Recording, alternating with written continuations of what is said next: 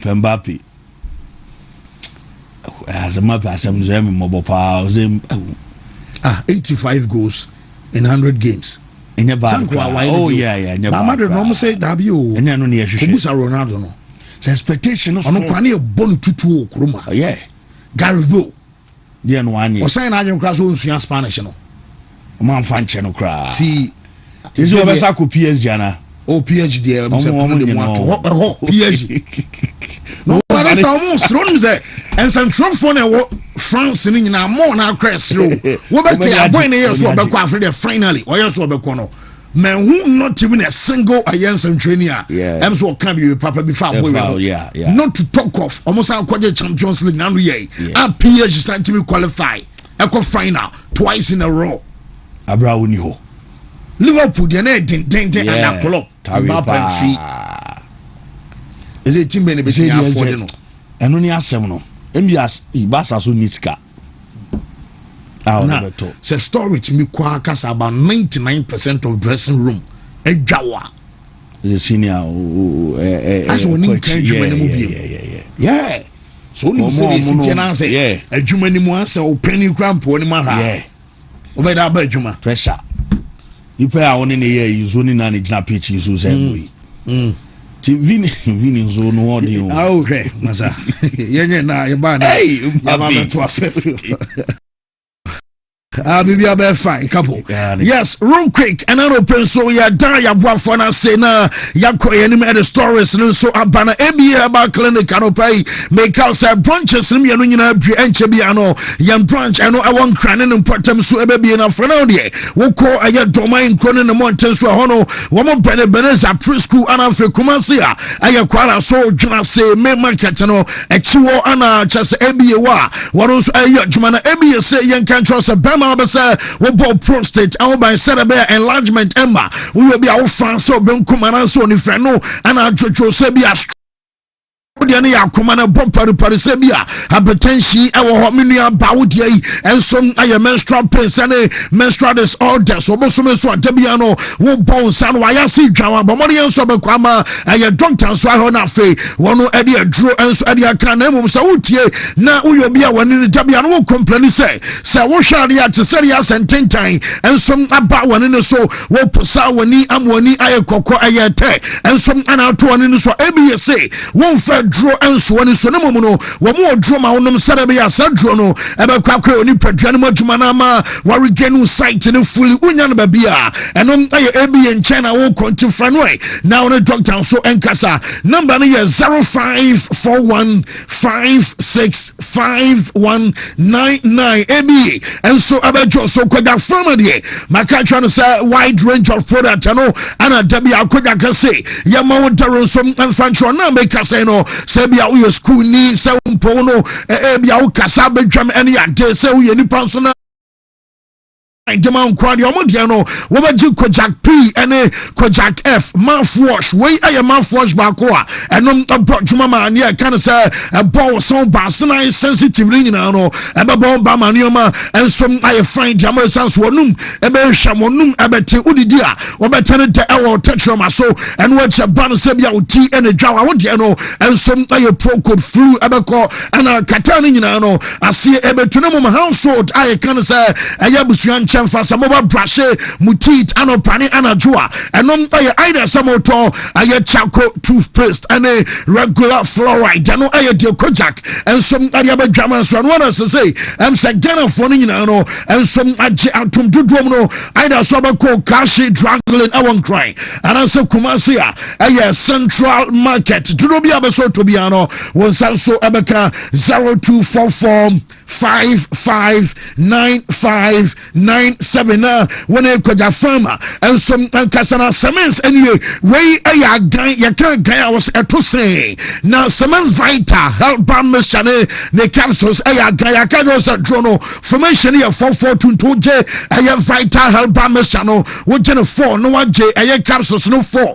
now the pre-care natural powder no and some immune area so now auto drone we have money and number go no be free we are men ferry kawo how echere wonom no ntra kwa baba so a wo benom aduro no se bia na short period of time no oho ensom abeto se bia sexually we ya bama on promote no aya premature ejaculation afei low sperm count no ana wo your banonian tenkans awon pemadroi enso eya wo de asiate kan nyina no eya jaw ana wo te no enso abeko amodon se da bia hodem pa enso be ba oni padwan mu na friend number na eya 0240616061 mum Semens Herbal Clinic ho ana wo kwaro kwakwaje wa yare sa be so kona eya doctor sense efru se bia banasa asiate kanum any arthritis banasa eya stroke kana se bia ST I know so brand be ma won some aye din jama mu nyina no mo be call Semens Herbal Clinic or kwa wo say yen kan cho say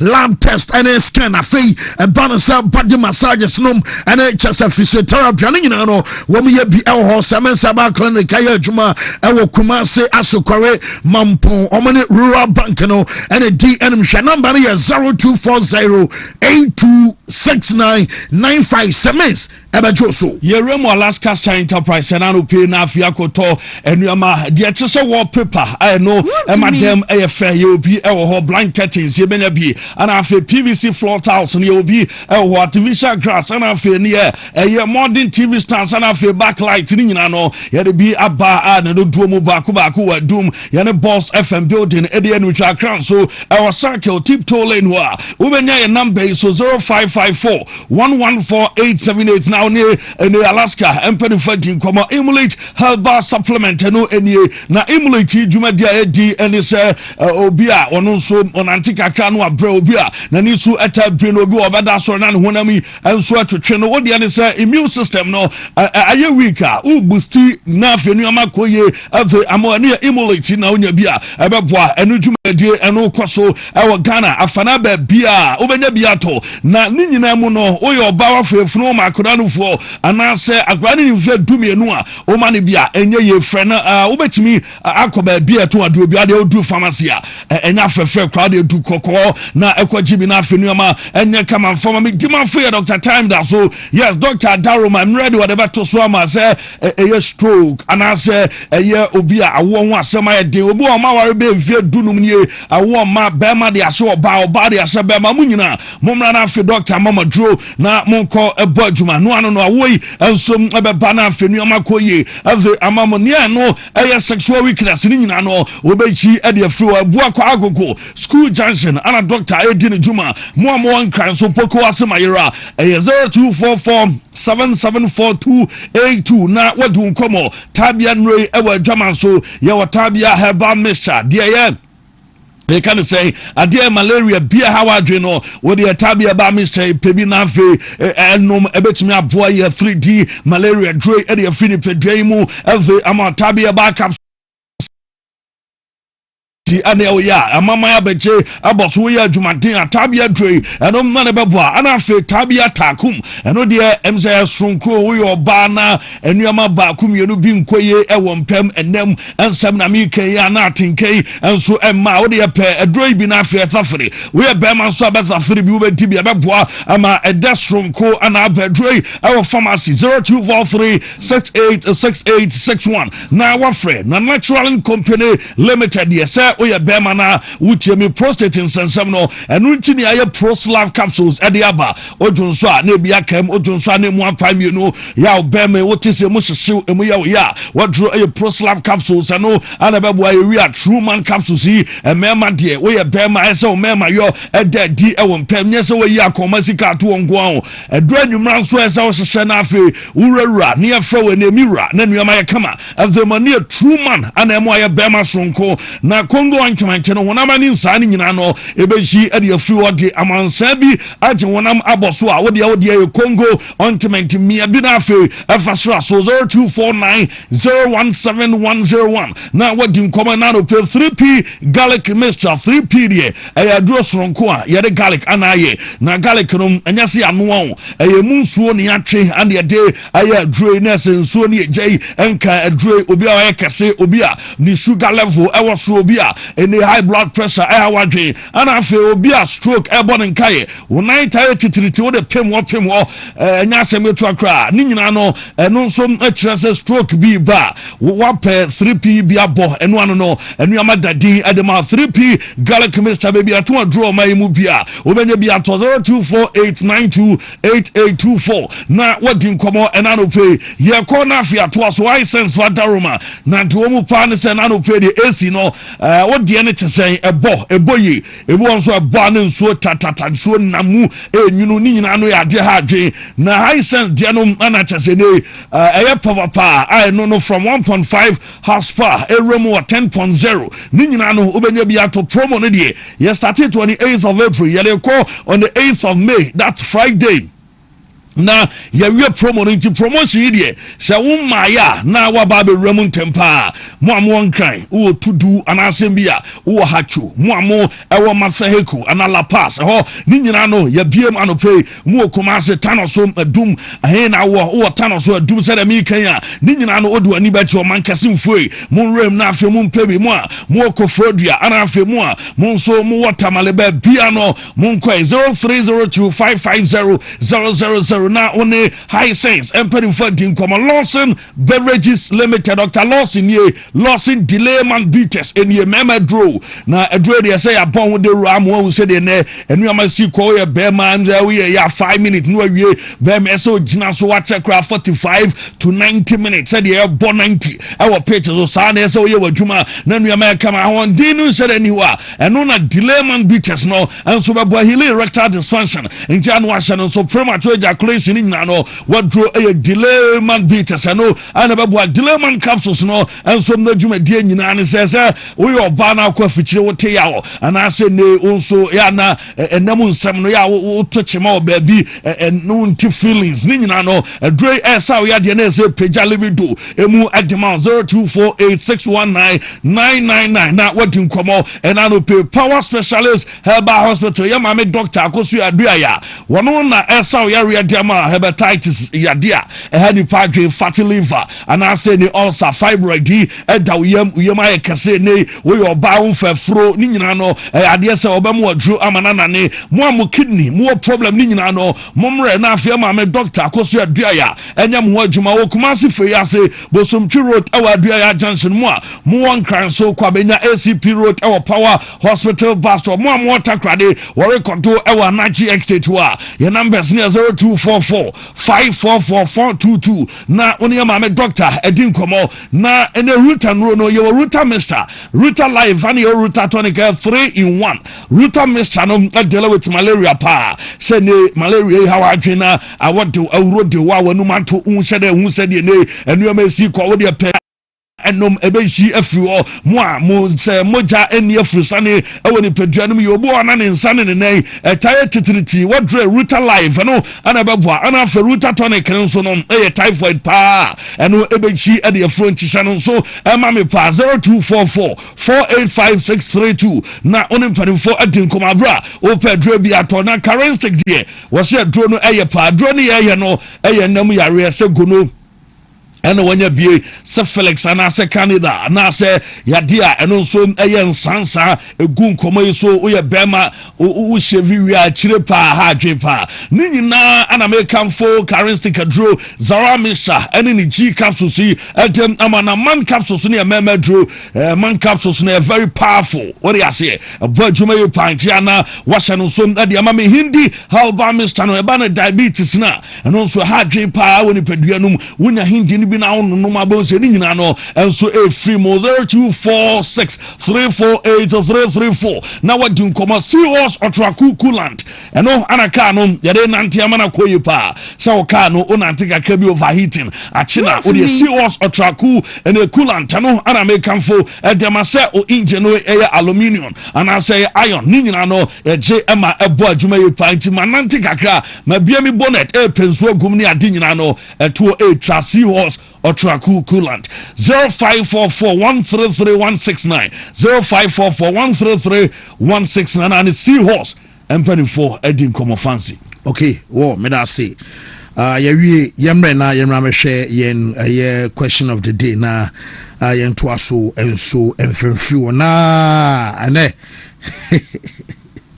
amuzu p herbal mixture enso adaroma eno na ma infection nyina no nso afri ho so your bana so your bema said the city bia wono madro no bi nko ade a oho ebeto wo bedo ho ti mun project me question of the day mama na real quick yen kwayenim na yen fa dia ka no fri enso from na when na share Arsenal any Atletico when and be qualify because I'm say do obehye bia ebe qualify omodi can bo draw our Metropolitano see ene anadwi ewo Emirates Stadium why and ebe qualify Arsenal and Atletico Madrid Cabo wo yankwa na afi yanhwe said ya Ghana fo adwenche ni bi enso esi ekọ enano pay live on the stream na o said new esi kwa ya badafe ya to aso e de afi wonum e de ama Ransford Jumos Arsenal all the way Ransford messenger wono e de aba enso eno no aye do nsam e de e ba we ya Benji en fancy serious ATM ana afi wo mu qualify akọ wo manim eno ya message o de aba Ransford Jumo Arsenal will win tonight what throw de aba kwaku man was Arsenal will qualify simple and a kwaku a day avena no pay ewa yen dwumadie so ade wonsam no ensom ade bash sheshe de amount enti said ya ne adwencha no lesi akono wenso aye messenger or de abawe fan say Oboba was Arsenal and qualify ne Ediakoma Oboba message no when so Ajinkwa Francis Arsenal will qualify Ajinkwa Francis from Takwa and what the Abba Samuel Kwache as Atletico and winning all the way womu and win and a day and also atro a day ama nano place so far I did ama Mario K Aban Jr. was the ATM and qualify good morning Wontumi Sports Q and also Adenchia ama nano pay where Kofi Gucci was say Arsenal is winning tonight. Gucci messenger wano ede abanono and afi Ebenezer Dakwa Ebenezer was Arsenal the Gunners womu anene womu ko womanim pa enumri say adwenche bi eno no Ghana fu bia e wona adwuma say the em so munya sympathy kakama Arsenal Jose as a man for a kakaso sport. I now live on YouTube and we saw your Bandex the hacker was say Arsenal to score 3 goals tonight. We say Arsenal will win tonight. Your friend Albert Erazo. One another some message and a buyer. This one came through saying Samson say Arsenal will win. I say where's Atletico Madrid all the way. A messenger Isaac Wontumi and so Adiano and a ball Amidu so say Atletico Madrid and so Anna ever qualified and so Anna Drina Richmond Richmond Angin say Atletico Madrid qualify on penalties and Ordenadiano and some buy Arsenal all the way. Good morning Wontumi Yajo so your friend Prince Botry one no Anna Samuel Brodu say Arsenal all the way Atletico Madrid qualified now just more now so de ba Patricia Boache Patricia say I'm Boniface ATM 2-1 against Arsenal and they on so dia no at the Benano pay live on the show. My man from a bet to a coach Emma na yanko foreign Emra quick near Ben hot na yenya time jama yen 7 fee ya shemu more na first quote and the second nimi no nyina 12 hours BW53 A9C CAB BW53 A9D 4F9 third code BW53 A9D 991 BW53 A9D E73 last code and here 9 O's BW53 A9E 573 573 T eno ano no ya wie yes nyame kai ho ya bo e code na ma on so green light na ye twen pa very necessary pa yes very very necessary na from cra bibia be fine bibia be fine okay ti yam komre yam real quick na ebrana so ye ko follow na the latest of foreign ama ye chief for ene anope live on the Wontumi Sports Buffet show. Na still live on the show, no TV, digital and satellite. Yeah, live also, and I make our Facebook, your new page, Wontumi 101.3 FM, and YouTube, Wontumi TV live. And I'll pay your coffee and I the latest ama your T4 and so away in Jumedi no 20 Shadrach. 3 Nyamin Agwa juma no you Nyame wo hoda se uji dia obeya juma asachre ni no you Nyame wo hoda se uji dia obeya juma ye bompaye shamachi Israel Yehuwa ilahenu Yehuwa ekat we ahata et Yehuwa Elohika bika luvika uvika naveshika uvika miyodika tode yasak in English in the name of Jesus amen.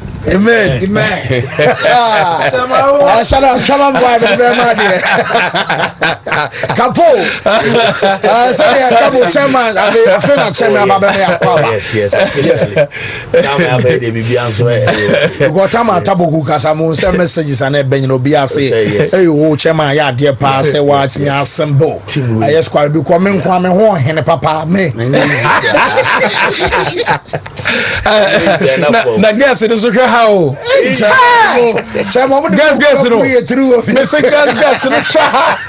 gas no me say how many boys in this year me say gas in this say Wontumi Sports no I number 1 chema agwa juma no you Nyame wo hoda se uji dia obeya juma asachre ni no you Nyame wo ewa pa ye kom na ye den sem ne mo so e dia bana wonim sem no a na chese wi ase nyina so pe aye mansiri game a wo mo som ane eba temfo no ba hwe na fe wo mo so sere ye sama chene be sia kona obeka ya eno wa bra kwaba se etin komo no nyina na chese obi a ensom aba so chese mansiri enye careful sansa match na wo mo som ane eba tena kwabo no eno aye very tricky game a sere ya sa wo de ebi akwatu ato na watia so na ebi akwatu apa o ya hwan ne hwan wo be confirm ti sama chene de I was some mansiri aye careful ampa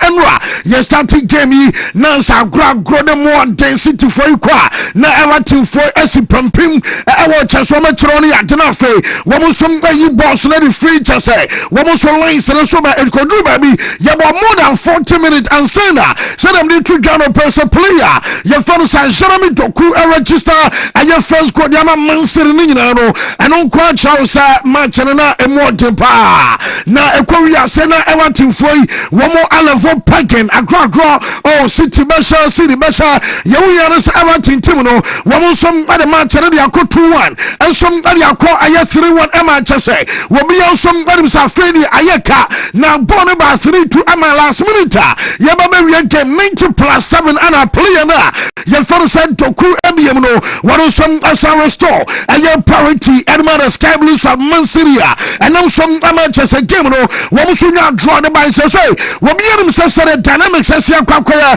and some our Premier League no Arsenal e matches aka nyina no just say be Arsenal and some akolusu game and sana and some Man City so kwansa wonom abawuram and so age title no and some ade say now so na and what anya be asakoba some kwara say Arsenal and some akodrobe point kwana and you na trust say matches aka ma the Scablus of Man City nyina no wo some abatimi yatunkum na ye kasai report aminyano sa eni kwansa wo twen emobi catch sa enwa na chance Arsenal omutim no wa bro som concentrate e wo fie e wo hotel ni nyina no na chance de yetero sa wo mom attention ɛwɔ saa city wɔn match no so sansanua na ni tia ba agyamensa kan sa wɔn ma pictures ɛne kyesania yɛ kan sa videos ɛmpɛne mom sa wo adamfo bi na sa bi nipa no ɛnsom ɛyɛ obi a wɔbɔ ɛrema Arsenal anasa bi a wɔn mo bi a kyese nipa no ɛwɔ kyese Arsenal wɔn som ɛtim ne mu a nipa no bɛka trust ɛno ɛwɔ mo concentration no na kyese nneɛma yɛ kama wɔn anim ayɛ serious kyese ɛmsɛ sa draw no ɛno nsom ama nneɛma ɛkɔ yɛ pa na deɛ menya no sɛ ɛno resort no kwa no bɛgyingya ɛna wɔn nso nkɔda no wɔ abɔm ne Atletico ɛnsom ɛdɛm ɛba so no nyinaa no wɔn nsom ɛde adwumfan na ɛkɔ akɔbɔ saa match a ɛno nsom ɛbɛkɔ so wɔ na adwensansan no a wɔn tiri yɛ sɛ dwuma no ɛna David Moyes ɛne kyɛsɛ nkɔda no wɔn nsom abɔ ɛde ama kyɛsɛ boboku a yɛfa no Arsenal a mene wo kasɛn no wɔn nsom ɛtiri yɛ ba sɛ double ɛnom ɛbɛba na wɔnim sɛ Everton wɔn coach a yɛfa no sɛ David Moyes ana owura no wɔsɛ yɛwɔ to dwa so ɔmo kora no wɔn yɛ disappointed ɛne nti na we are disappointed wɔsɛ na sɛ bɔɔl na ɔsan kɔm wini obi a yɛhyɛ 1-1 Amate 1-1 and the game ko 2-1 and cha omudi game no ensom akwa 3-1 na monki temu na nkwana sa akwa koyama situ foi ensom aba no draw na the Moyes aka ni nyina no so tutum sa moment ya ye kasai ono the ofusam ayman City for no wo som ada so aye the best team ensom our Premier League nimo na enya bia Arsenal B and enya Manchester United B and enya Liverpool according to Moyes no say Man City for them. And I just say, what would I see the best team at the moment? Our Premier League, and some coming out 3 points in the Enra, Nankaya point to points from Antimiano, and no, I just am one coach. I had disappointed our brother Peno, Yatena, yes, I'm in Atema. Now, what we're good for Man City for another true, and Sabuka way, and a couple of Sakem Tiano Peno, one some other Trunadia, Man City, and some iron say, yes, a plus no more Cambum, woman quack donation, not donation. So to say, we be akikan and sasi kakra, ebi already taku, where the sampoa, ama Geminian says, Kanamuya, woman 6 figures, not 6 figures, no, not just I am from 100,000, and of course, ebi at 990,000, and your pounds in between, I hope baby, and a German side can say, place, no, woman from Atmia, I can say, I am donation, I want them, I am charity, and I say, I am Sawoba, I am Manchester Cronmoa.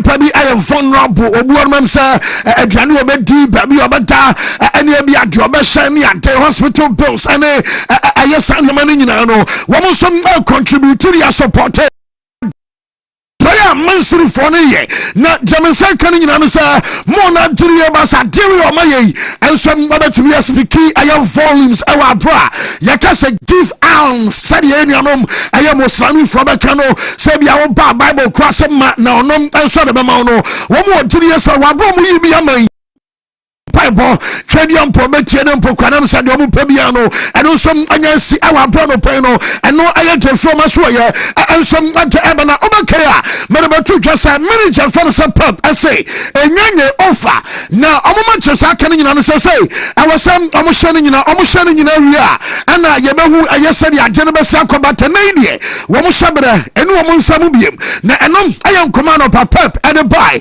na enu what manager for the pub atnasia one some other central for no one would come on our post match or Kasai na Bakubisa coach Opani anya bi amatch no o say stone na mo da so wom nempo I say no a dear message and out them a young kwada no said be a wo bam emwesan so mo we game no pictures and banning videos ni nyina trasa Ellen Haaland no and the other players akano wo nyina worried senra wo kwa away akọ drop a point yinchi coach I fan Pep our brand manager Edin ko say there will be as Arsenal and some an clinche and a Premier League title. Pep a message after the game and recover and go for them. And after Christmas I said how good they are, how they fought all the time, and Brentford recover and go for them. And after Crystal Palace and FA Cup final, and game by game will happen with everyone, because the guys who came from the bench, they make a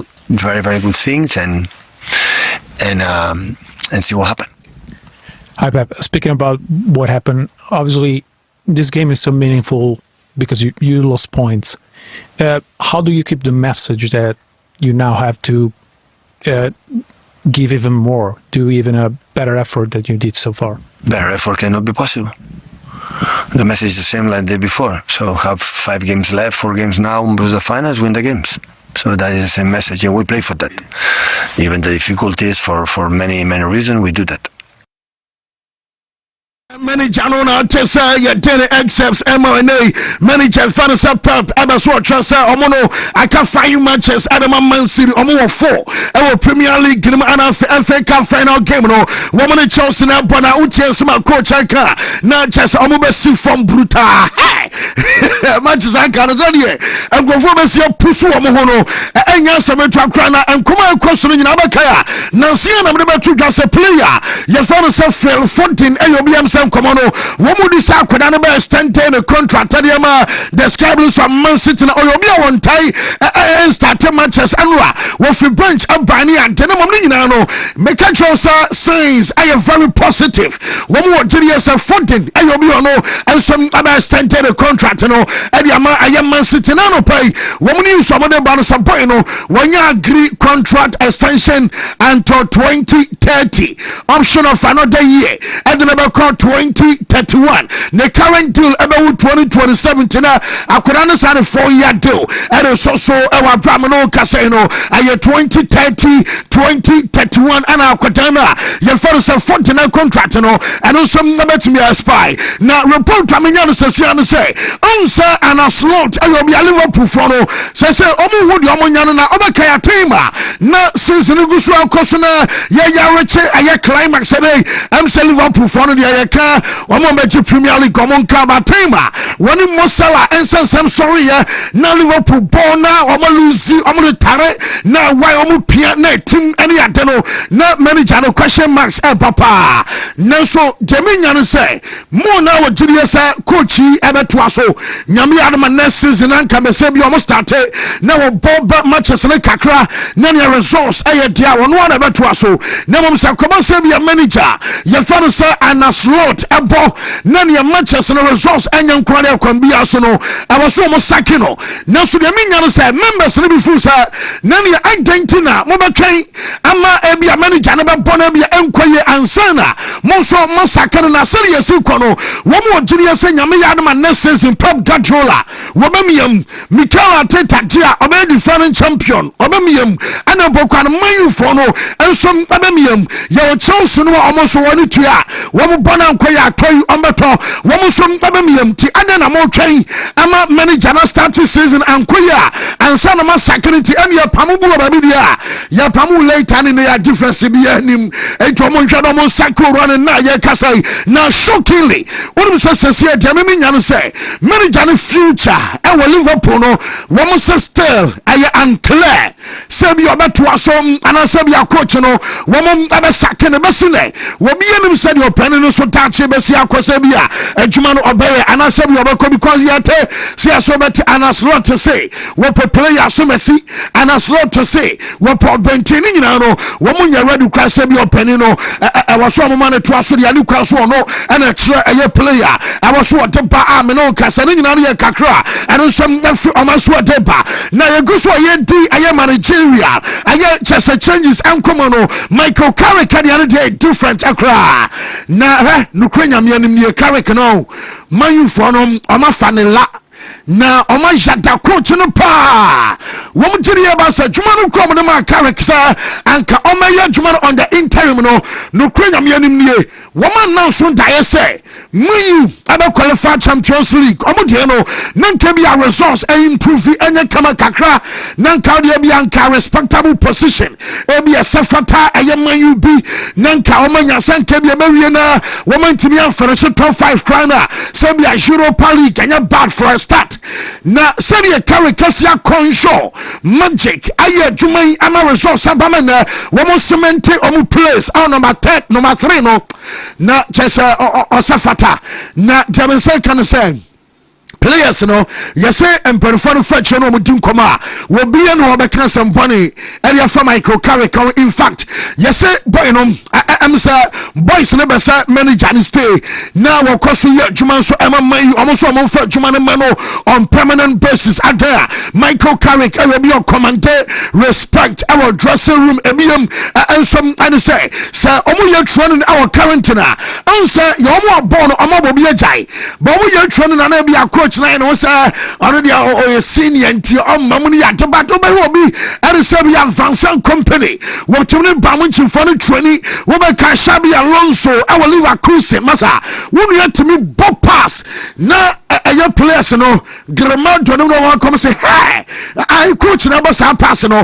yɛsɛ Michael Carrick tumi gyinam ɛne nkɔda yɛ kyerɛ sɛ still na no masa wɔn wɔ ade no wɔn nan no wɔ ball power control adeɛ firi soro ba wɔn yɛ agye toɔ epia yɛnkɔ 1-2 ne ade still na no Michael Carrick ne nkɔda no ɛnsom ɛyɛ saa nneɛma no ɛwɔ training grounds ebiem wɔn gyiri yɛ pa sɛ ne team ɛwɔ man yi yɛka titles a wɔn nso gyigyi bi nti ɔntumi nfa n'anim ɛnyɛ fam ɛna ebiem no wɔn sɛ wɔayɛ te sɛ bi a father figure ansa boys wɔn man yi ebi a Carrick any bar ne age ɛna wɔn yɛ pakran a wɔn fa no te sɛ bi a ɔdeɛ bra panin bi as a de facto father figure bi because nanu yɛ Ahmad ɛkɔbɔ back pass a Liverpool fo nso akɔgye hyɛ yɛ ɛyɛ coach bi a nkɔ nhwɛ wɔn mu koraa nanso ɛsɛ sɛ deɛ coach akɔ akɔda ne nkyɛn after a game bam no ka kyerɛ sɛ nyɛ hwɛ football yɛ mistake si wɔn nyɛ hwehwɛ si ne ade no nyinaa koraa no wɔn fa nto n'akyi because match no wɔn awini wɔn ahyɛ Liverpool no ɔyɛ nipa o eti Carrick deɛ nyɛ sɛ bi a manager ne sɛ wo gyina pitch so any training nko na bɔfa na ɛyɛ dabi o ɛwɔ sɛ man management one on one no ɛwɔ sɛ woyɛ adwuma saa nneɛma no nyinaa no wɔn gyiri ba sɛ Carrick take every box ɛwɔ abɛn na adwuma no wɔn de mana wɔn nso bɛtumi ayɛ adwuma no simple abɛn na boys no nyinaa nso yɛ campaign ɛnso ɛde ama coach no na Chelsea deɛ sɛ deɛ sɛ kapo ɛsɛ abɛkyɛ si toro so na sa ti free no kyɛ ai ɛno awia no mienu kain no bi sɛ na dabe na ɛyɛ te sɛ ɛnyɛ weekend na on a normal ɛyɛ Monday awia kete ɛyɛ hanka bɔ no ntimi mbɔ na mumuti yam wada ne ntia sɛ nkomo do mo ba na o ma test 3 o'clock de bi bɛn no awia bi a na dwa wo krom kete agra na mo no muti wada ibu sɛ ntimi mo bɔ te sɛ deɛ bɔ kra yi o mo bi da ankoda twi fa so ma Nottingham Forest edit team B aba yam ho dwuma sɛ ha na fe ba kyerɛ kra yɛ den boys reda sɛ jamesa kari nyina nso menya nanka season ko ba wiyo because na de si kwara nya o kabo omo kra nam sɛ boys ko menya kwa nanka Europe no mo qualify say your Conference League say your Europe or Champions League kwara obi anim sɛ edin pa ji say Aston Villa wo mo je Europe na omo toso enum e wo table no so ansa na mathematically ama Chelsea a qualify Champions League ade ten we jawore de wo mo kan kra ba tani ma cross enra yere betu just goalkeeper for Robert Sanchez akwa no wonu say the catcher no press almost stitching no mo so and Morgan Gibbs White sunya stitches Chelsea for say omo be test because we can do woman Liverpool and abo nanka Liverpool and Chelsea for nyina da one skill na say Liverpool for be so mo chance so match afunu fom yenu omo chance so match na just say dia minya no say wo mo aba test wonu ya hwe na say koba say bia just Robert Sanchez ayankwani a game against Liverpool no wono ensom abetimi adam na mo say koba say bia mo hwe na bia goalkeeper yi emsam awodensam ewo fom no obi a ontimi na post no mu dia na ne diamensa kan say nya say sa game no wono ensom abedam ewo apro no update ba ho nsam no nyina no ye de ema ye tofo enano pe na ma no coach a ye fa no Callum McFarlane unim say McFarlane adjuman on the interim enra na na bodu say awuregyinagyina so because ɔyɛ wo hwie ɛnyɛ yie a ɔgye to mu sɛ first 15 minutes deɛ bra nso boa ɔsɛ nanyɛ o na nyɛnyɛnyɛ wɔyɛ Malo Gusto bo twam koso player gyesim hwɛ ne to hɔ a penalty akyɛ sɛ ɔmo mfa hye ho kwana no pɛn wɔmo seresere na coach nie wɔdi nkɔmmɔ after the game yɛntie no. The performance, disappointed with the result. Irrelevant of that, I don't think we ever got to our level today that we know we're capable of. So yeah, naturally very disappointing. I think the first 15 minutes was unacceptable. The manner in which the 2 goals were conceded has really set us back, and it gave ourselves a mountain to climb. You can't do that at this level against a team, especially against a team that's fighting for their life. So that was pretty much, for me, something that we need to address and improve. Really disappointed with the performance. Interim coach Ore Fanisa Callum McFarlane ono and Tessa ya Dennis Emma Sherlock Lame Sevilla and no make Sevilla team no onsa made betu twasam a night before and one almost supporters ebeshia team boss Emma captain Bekaso woman ya team mun deserve relegation to mo game woman Real Sociedad Elbon and can be also woman be share won some match no Alexis Sanchez ono na beje aye Sevilla team no na mbolo kwa na started and one started na mom Sanchez and so free bench at about that time na obom second half for buy up and I'm say we near you cry we buy over 4 minutes per na only nya sago no and some adama Sevilla bobo kona Sanchez and obia when you try South America for no tario na unim say o she go no we post match odin come on missed zone shaka be Sunday yes a video na ba o say na mama so enko benku na ho soa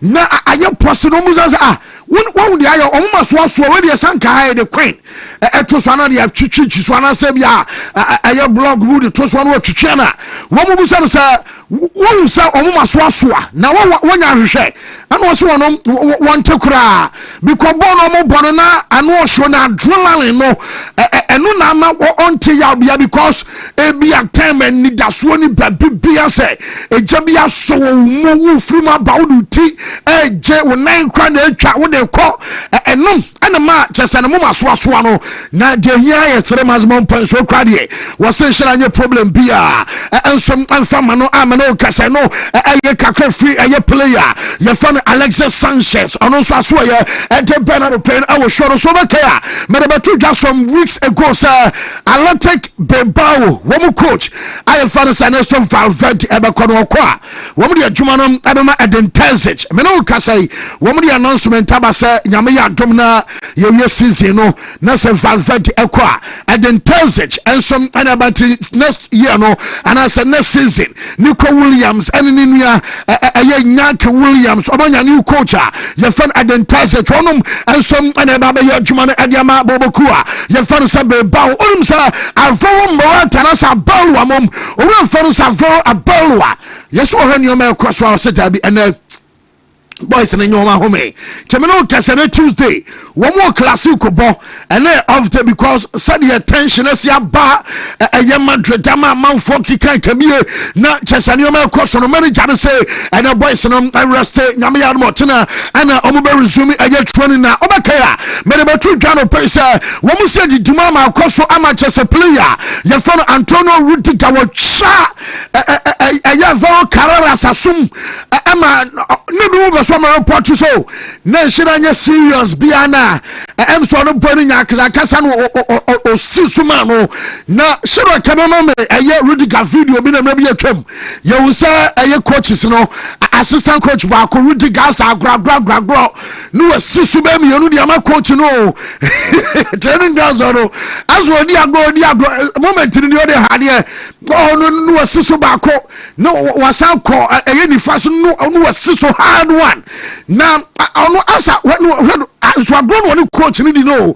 and one born an assistant coach asum sa no and o say ajewe nkwanche so Rudiger obeye adewe nkwanches Alvaro Carreras den was suna olobia ne nsahane pa wo say a few days ago ana sadia no ensom akoso ewa bre na afai ana chesensem na hyase a eno som apiapia onse bono sa wo bo na results eba sanu ma we mpie da na results no start se echia pe no mu yinsam ensom adeba na petition na ye kan wasem say wo mo enso de akwagoto eye online na omo demand eye 50,000 eye signatures so bi anfa no demra wo ye Madridista obese ye pamo eye akwadan na ye for say mbapa mo famra wo mo pedi ba 50,000 no shark mame sare petition is koye say wo mo nyama abruso o mo over 70,000 na asoko chese adenom BP abroso ama chese obi adene de ensom abadomo kan nyina no say na akwadan no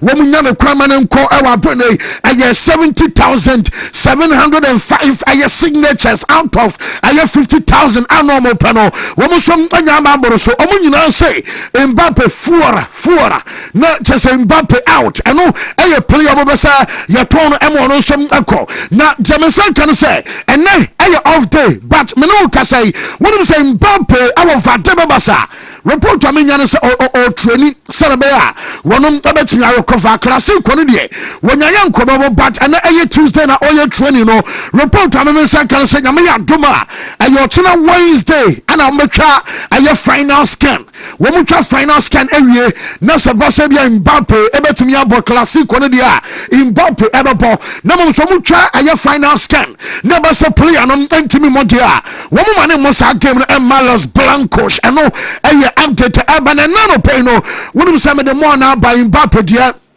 sa yes central for be full sa enyoman ka nchenkena wo me ye edebo akoda no na nka juba bia omo kafa no ene sa ne mo nyina ajai na yes Mbappe nkrofo no say wo player wa by the first season and in the second season was 85 goals in 100 matches most one and a problem na nya bia players do do say no mo ba Madrid wo mo 100 games and 85 goals do do say no mo say aha no enya goals and ye dey bibi obama John no kwa be share more goals club no wanu ko kaso obekọ agrabo say be ma kwan ne wanim ache so mu jane kwan simple kra ikakase aso mo ko Ramos no emo continue wo mo the pressure and to mpanfo no so ama wo ko ne krom aye France am say na aye ka say Mbappe aye ankonam na ankonam no nyina no say omo a anka omo ne free kro ba ko so nka bia wo mo so aba support no aye Chouameni any player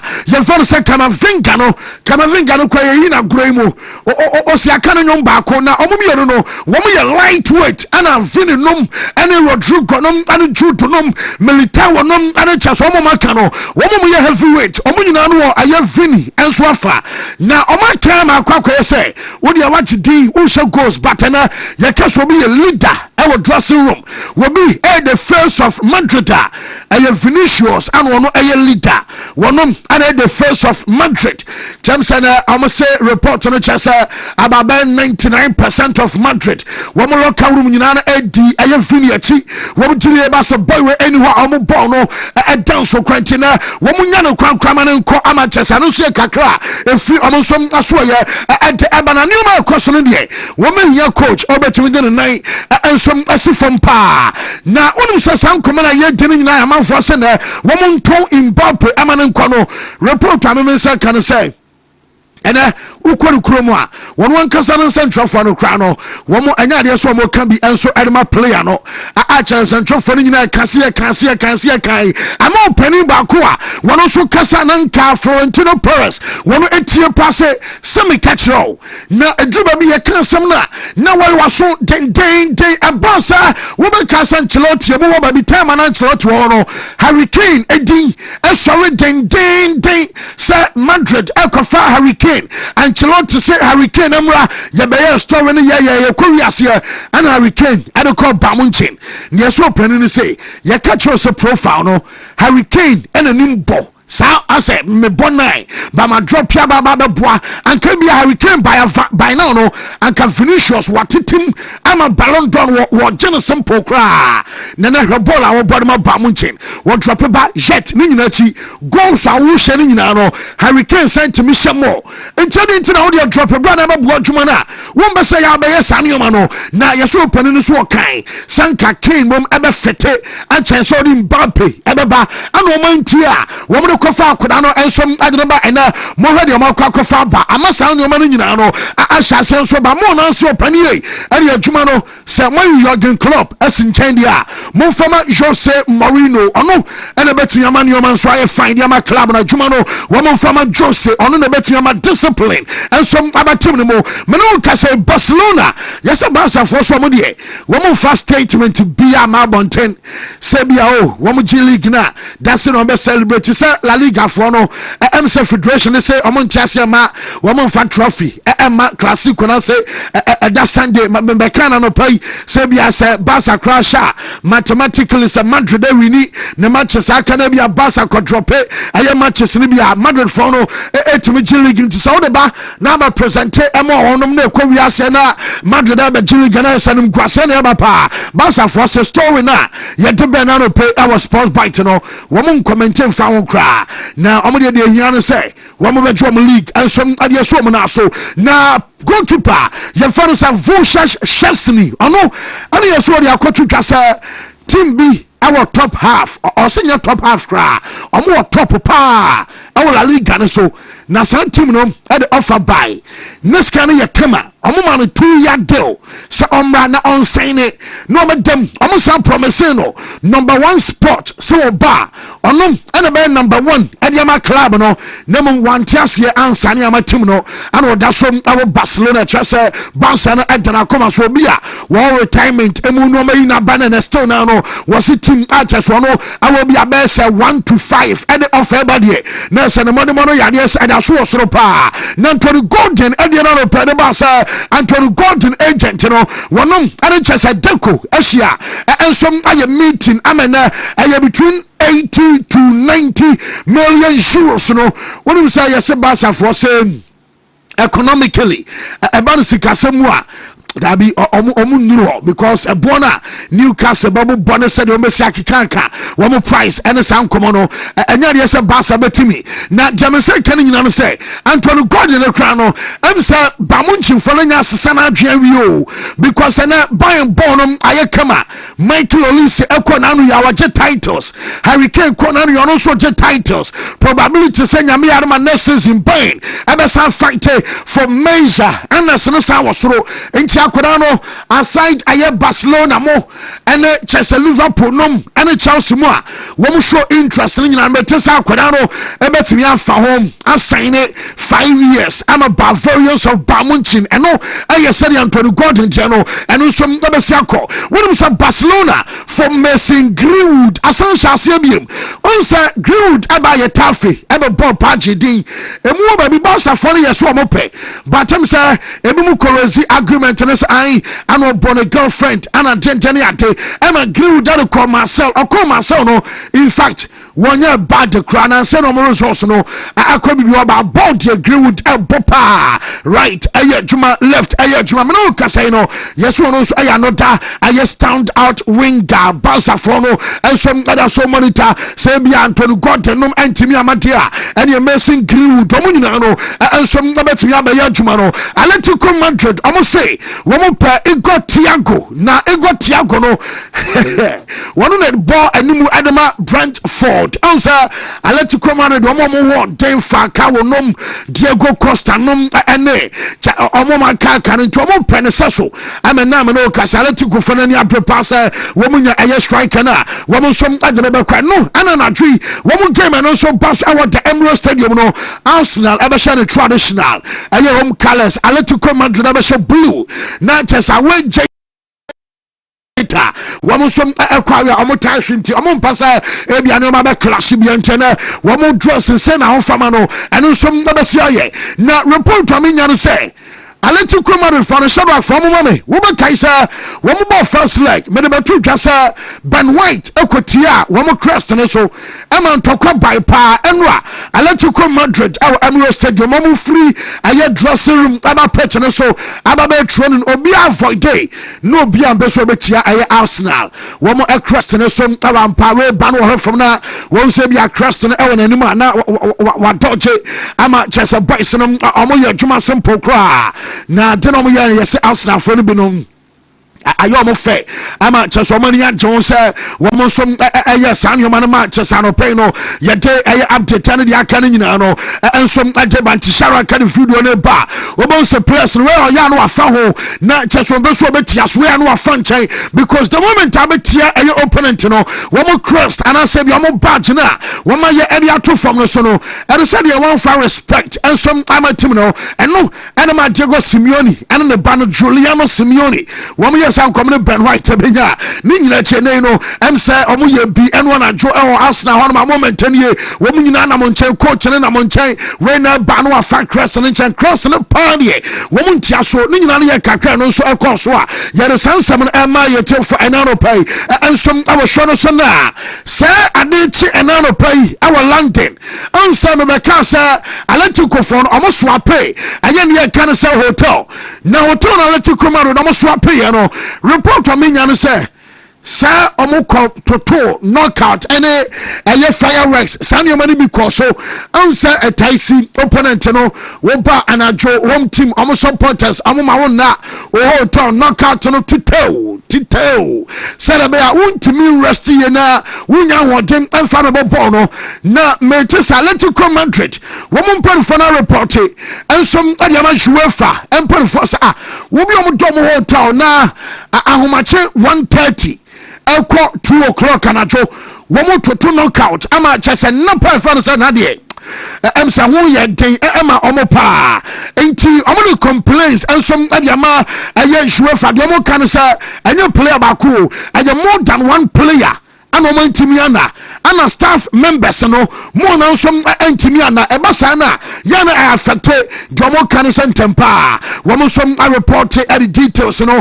ensom adiama UEFA for say we ayade Arsenal wo mo supporters eben enana dri achesa ma cheno wo mo som anya enough rest eno aye defi o ma so ye ensom ebana Arsenal wo mo supporters na say he ene de besi na say Arsenal wo mo team bass na ba ayade omo ntanye na omo kwakohia bass no ewo kwan mu na omo say we Arsenal fan oye supporter I was say obantem na fire flares na mo be shija jama eni momume eni chese free chuanom eni adini nyina be dia hini Arsenal bass ni pia I was say foria e soja na ball Atletico for no ebiem enen som our stadium inside no wo mo ebe say tifo no de wo mo say ene de e chain da ene de no ebe chain da tifono abe kakraka na tifono wo mo be so mo chese ebe fa ateta ensema odi twitwa se enaidia no we Arsenal fana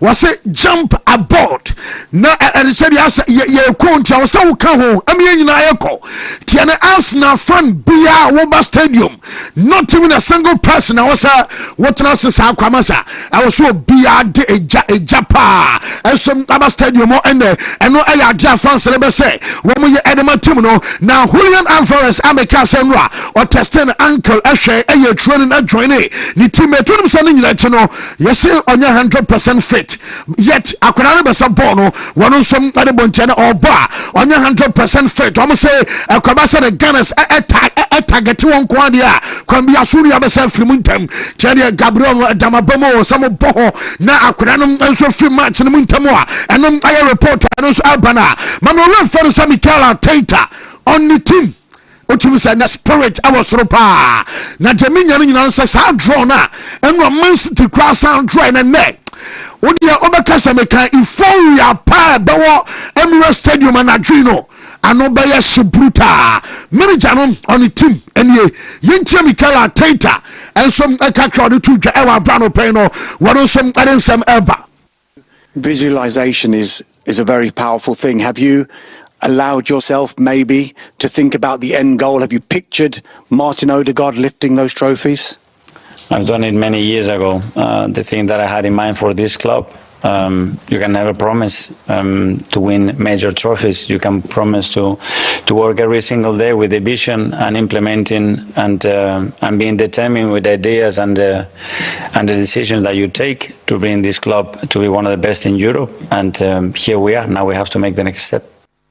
Yes, I know the next step. Our brother Champions League final. I was when we qualify and a message by and Mikel Arteta with them. I am supporters and a drummer. Here, Sabi, Mumubia, Stereo Naba Tanasana, Giuseppe, go bounce and obey the door. Sunday, I let you go for year. Our Metropolitano message by our tema, more fans and a tree. Womosoba Stadium. What is at stake? It says. Hi, Mikel. There's quite a lot of supporter activity planned for tomorrow. The fans are hoping to meet the bus when it arrives at the stadium. There's a huge tifo that's going to be unveiled from the East Stand. What's your message to the supporters ahead of the game? What do you want them to bring tomorrow night? I don't think his message is needed. I mean, it's what is at stake. It says it all. I think it's the occasion, it's the moment, it's the game. Let's live this together and let's make it happen. Hi, Mikel. There's quite a lot of supporter activity planned for tomorrow. The fans are hoping to meet the bus when it arrives at the stadium. There's a huge tifo that's going to be unveiled from the East Stand. What's your message to the supporters ahead of the game? What do you want them to bring tomorrow night? I don't think his message is needed. I mean, it's what is at stake. It says it all. I think it's the occasion, it's the moment, it's the game. Let's live this together and let's make it happen. Hi, Mikel. There's quite a lot of supporter activity planned for tomorrow. The fans are... the latest and so am I for live on the show. Yeah, young Fensina, Yama Crana Beja for Mana, Yan to us over fro. No, Mezabi be a friend here. Yamiadum Yan also. Radiadum Kakra. Yes, fantastic Tuesday. Yaban and Yaba. That's right. A lot of conversations. My enjoyable stories in the EPA. And Opewa to Jabruta. Bende. To Jabruta. Ejumani been home to Nabia. When I landed to the baby, I'll call out to me. Some was a day. Only sometimes okay. One man of who say be a boat in a balitano. Na baby P.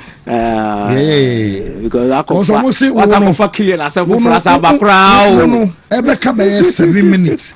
I'm our teammate. I start a match. I think I will see a free private jet. Yeah. But also almost a true story. No, I'm say Wontumi sim free jet 7 minutes to kick off. Because me tell story line. I say, hey, yo. Spain. So I could use a Gary go Spain. What yeah. England ya so mo na ya na brofo akese no mo twere no mo twere no brofo akese na England for no mo twere omo de ton mo papers Gary mu Jamie Carragher mo kasa bia no mo twa so but Spain eh obi omo timi ball Ronaldo mo nyina tutu de ho omo ball tutu ama ye wa hye now vini kura na no ya wanye bi Benzema mo nyina so on say a little bit on the Kylian Mbappe story bit now because I'm more interested opa we be 3 stories about Kylian Mbappe and I'm attention also. But we the old can say 7 minutes no. Out this free flight mo. The toss me no. Yes, we are returning to training. But me say okay, baby said point me no training individually. Yeah, no kwana kwa because no off day. No off day. Then you look at the broader perspective of the discussions that has gone on in the dressing room of Real Madrid. Yeah, I have this saying at the Biamekan was say oyo hene wasase ba ko bisu na ko asase foforo so a de bia wo so otimi sua se de mra ene amabere sititi wo krumu ansa na apese odi krumu so a watimi adi so ye what did they mention as no I've always said say not everyone aya wona ba wiase is born to be a king. Definitely ebi mo wonu ma ye wo mo so mo nkoso ma hemfo at Real Madrid. And the caliber and the quality of a player like Kylian Mbappe, the pedigree, and the odeba. Yow, mimi jitum ye passe. You can be a big boy in the level or not deba na. Real Madrid ankasa na ka sign player bit say Kylian Mbappe was a from the sono. What did they mention as no? Name mum. We on hine na kwa asase bi so a. E wo so hunu said the one mamrete. Itina se ye o hine a.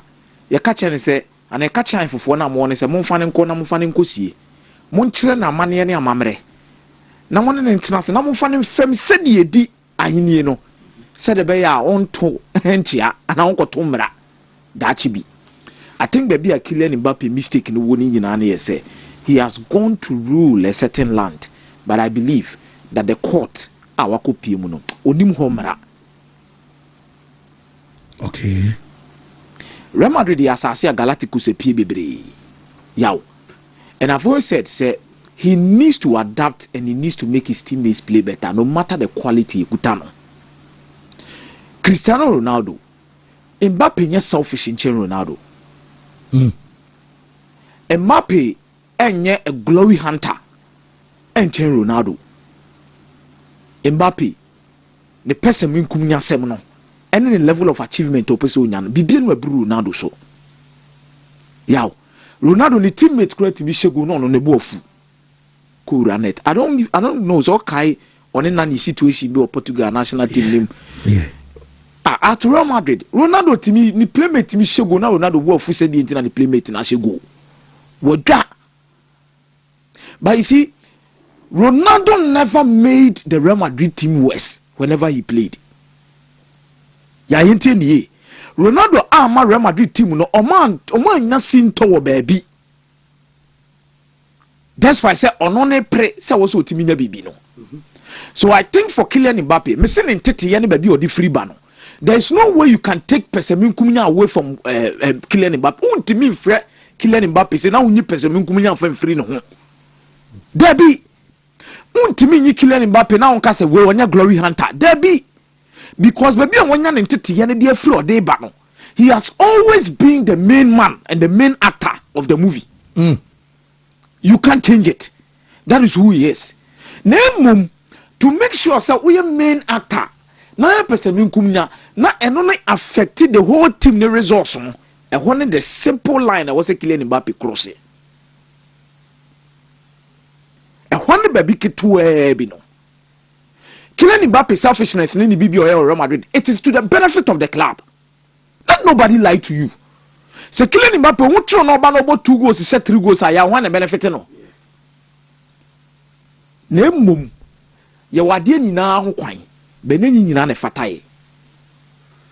And I think the impression Real Madrid fans are getting about Kylian Mbappe, it is not based on the number of goals awashe. It is not based on the number of assists away, but it is based on the fact to say when he plays, results and Koye Real Madrid currently. Last season about Real Madrid, now results in Koye. Now results in Koye. No, somebody should tell us say last season at Kylian Mbappe, now Real Madrid, now results in Koye. They might not have won anything, but yeah, all the to send you now games are one money games or boy. Now checking the win percentage for Real Madrid, they time no anymore. You say Kylian Mbappe no games in Biana Real Madrid.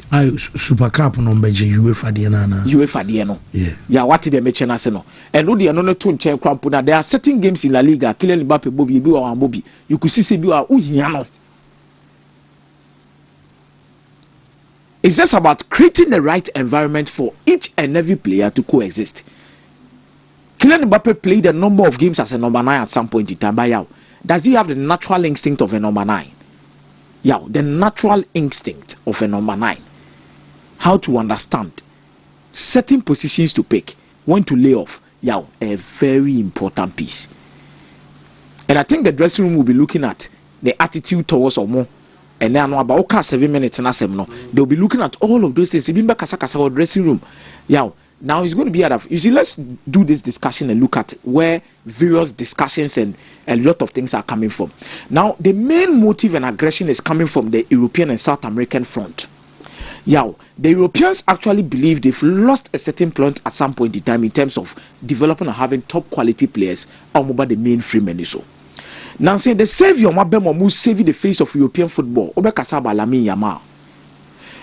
Obekasa about Obiti say Cristiano Ronaldo na betwem de call. Jude Bellingham mod the conversations in Ibi. But then the South Americans feel so more kakra. Because after Lionel Messi, the hope was on the shoulders of Neymar dos Santos Jr. And then Neymar Bebo been a movie called Paris Saint-Germain and Bibia Jirgu cut off him.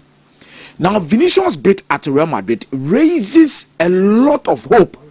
Said there be and then there Yenya Vinicius on only free a line more bad. I was a work club to Real Madrid. I was sending Munyam Penny your maybe a TV in the national body man. To tell you the truth. Vinicius has not been a failure at Real Madrid in the last 5 seasons. The number of goals contributions, the number of assists, the number of trophies awarded to Real Madrid. There's no doubt about the quality. Then there comes the European king who enters into the scene trying to pick it up and overturn it. And yeah, it is not going to be easy. So on the forefront, it's all about off the pitch. On the pitch, I reflect on my results. The telepathy. So we katana ni obe piama ni nwa we mia na ni obe wiane. But you see, the reason why they need Jose Mourinho is this bit, because Edurunu Ebinu Jose Mourinho was able to combine. They be catch us Sami Khedira, Xabi Alonso, Otimo mu ball together.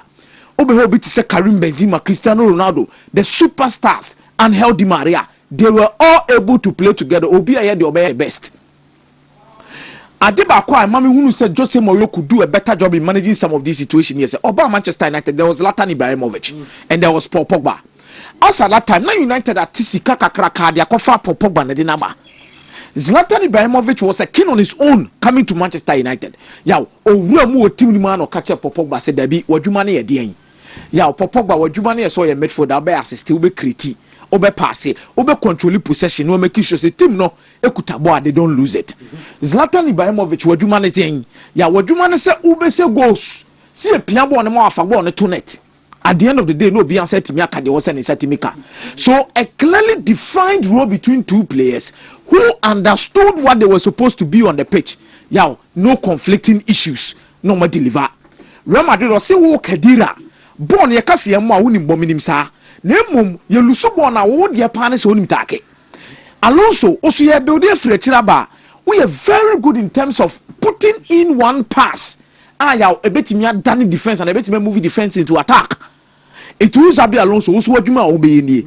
Itimu mienu obiane ni ru ya assign de am obiane ni de so. Ya at the end of the day Khedira enya ne flowers. Yeah. At the end of the day Alonso enya ne flowers. Karim Benzema, Cristiano Ronaldo. Benzema, yenim so obonan na o drift be check akana pass ya we good. It will run you she goes nibi. But once Ronaldo advantageous position a men for ball ni sana on ko selfish nko bon she fama na onye dey. On she because to once say yaw in the Real Madrid team nobody is a proper or better goal scorer than Cristiano Ronaldo. Yaw the eye wo team nim nyina na unim ye chen Ronaldo na there be. So in Real Madrid now, I don't think anybody in the Real Madrid setup is a proper or better goal scorer than Kylian Mbappe. Yeah, BN one morning goal is a channel. Name you can be a dribbler or Real Madrid team. I don't think anybody in the Real Madrid setup is a proper dribbler and creator than Obi to say Vinicius Junior. Yeah, there be that. It is Obia didn't lay more or assume Rebea Juma. Obia didn't lay more Obia, but whatever the Real Madrid supporters are doing is in line to what they've heard, what they've seen, not about the numbers. Okay. And this is a team and our supporters are yaw. Among superstars upon superstars. Among Ronaldo de Lima, among Cristiano Ronaldo, among Guti, among Raul Gonzalez. Yaw, they've seen proper quality players. It is Oba, nan your man koye famawa, nebufu ba yaw. The only way you can speak to them or performance and how Abba complemented team number good results. Abba. That is the only way you can convince these Real Madrid supporters. Kasa ntimi fahima. Or attitude they want ntimi fahima. All they need is all complementary teammates, you know. A bit more issues about pressing, a bit more issues about on passing balls at the right time. Yeah, ni nyina genuine. But I think for Kylian Mbappe, it's a matter of learning the rules of the quarter. Wakako pi say now person yo hene no just to adjust. Now mamre ni amani edisefata no we disubi what me they successful. Anya sa the beyond Real Madrid supporters ebenya issue. Asemo. Amamre ni the Galacticos no bia ni rule and obia de som ne yonko. And I'm cite examples the show Khedira Alonso, Cristiano Ronaldo, Benzema, even for Gareth Bale. Ya obia na level. Yesi ahen for chin ye bi di bi achi. Ukomu asedi obia na hini etie ne sede na konya tie no. Ehun no di ho mra. It is sebi so ye mpabo ahene ade mpabo ahene. Na mmom so obi so ya ahene fofo so ano no so di ne hene. Na obi ammo ne timi na obi antimi kɔ na nim na asomdwe ntimi mra. And na Real Madrid supporters ne pese omu ho. They want to see that. Yeah, how can 1 year just overturn excitement to anger? 1 year. No, why not name say Kylian in bound for Real Madrid? Yeah, every single person knew Kylian Mbappe was bound to play for Real Madrid. Free time was starting with Monaco, but Biasi Akoda with the Shebre. Oh, Real Madrid. By now, Shebre ne de wo. You see, they be ana me the example say e wiase na yete no eto be a bomb pie for ishira bi ba wunduru ho no merade mfa mada. E di enti ayete say akoda keto a wasoma ne so nkosa nsu be o de pan so na obebu ahwe obetwa ahwe enye ye. Na emu anyini na ne mu amia o de pan ne so ne so nsu no de be ko ba bi ade asoma ne so mfa nko. I think for Kylian, he had gotten to that level, but there is a need to learn more, even at Real Madrid. Monaco different, Paris Saint-Germain different. There's so much responsibility and expectations at Real Madrid, which the slightest thing you do, my results in Mano, a bit me the anger. But now the one case in the crown, say in his absence, Real Madrid believe they perform so well and they get results. Yeah. In his presence, Omujitumi said there is a problem. Yeah, this is where I believe Kylian Mbappe should know his role, adjust himself, be disciplined, learn more in attachment to who he is. Until environment now wanna say, then when results starts coming, these same supporters Bejina Abon Sem the Amano and Real Madrid and then the first time when quality players are mobile together, they've always found a way. They've always found a way. Yeah. And I think that is why Florentino Perez and Yabra or Pejusi, to come into the mix. Yow, a Bassiana Bassa for them, Philip, because we never Janet them. It's almost the choir classic on him. We never Janet them, sir. To me, by yow, and they Manchester City are dropping points against Everton 3-3. Me sure say Mikel Arteta Tenassi and any Bejipa because we're a club I was so many pain. Because he used to play for Everton. Yow, the results and you be a surprising me because Everton will feel my opponents or more to quack. Even teams that found a way to win 2-1, 2-0 last hour, later one goal be. You can't dominate Everton for 90 minutes. City were prone to conceding goals, but the question was no matter outscore Everton but then we are Magaya. Ya wouldn't sabe good to know Bobinaka say dear na my because Magay touted to be the difference maker between one City. So on one post to say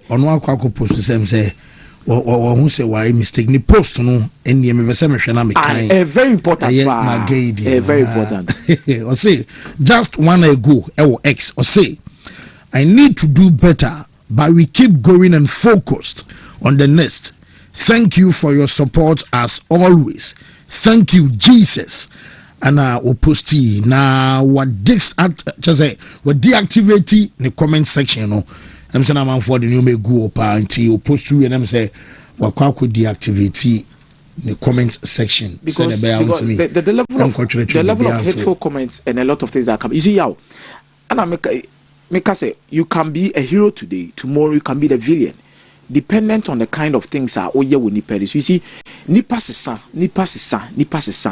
it in a same fan to nipa so because the same again yan or buy say or can we be na City League ya or mar nya form or more fight or more close gap no with us na ni na yaw ye nyina yanka bi so ne dimu ndintimai then you see ono na asem na kofa ne so de aba and normally that is how football works. Football goals has ways are on tiase ebi ni dey at the end of the day most of the time the best players within the teams no more mistakes type for so de ba it Roberto Baggio obehe ball born in USA 94 the kind of quality in the commitment or the my Italian national team.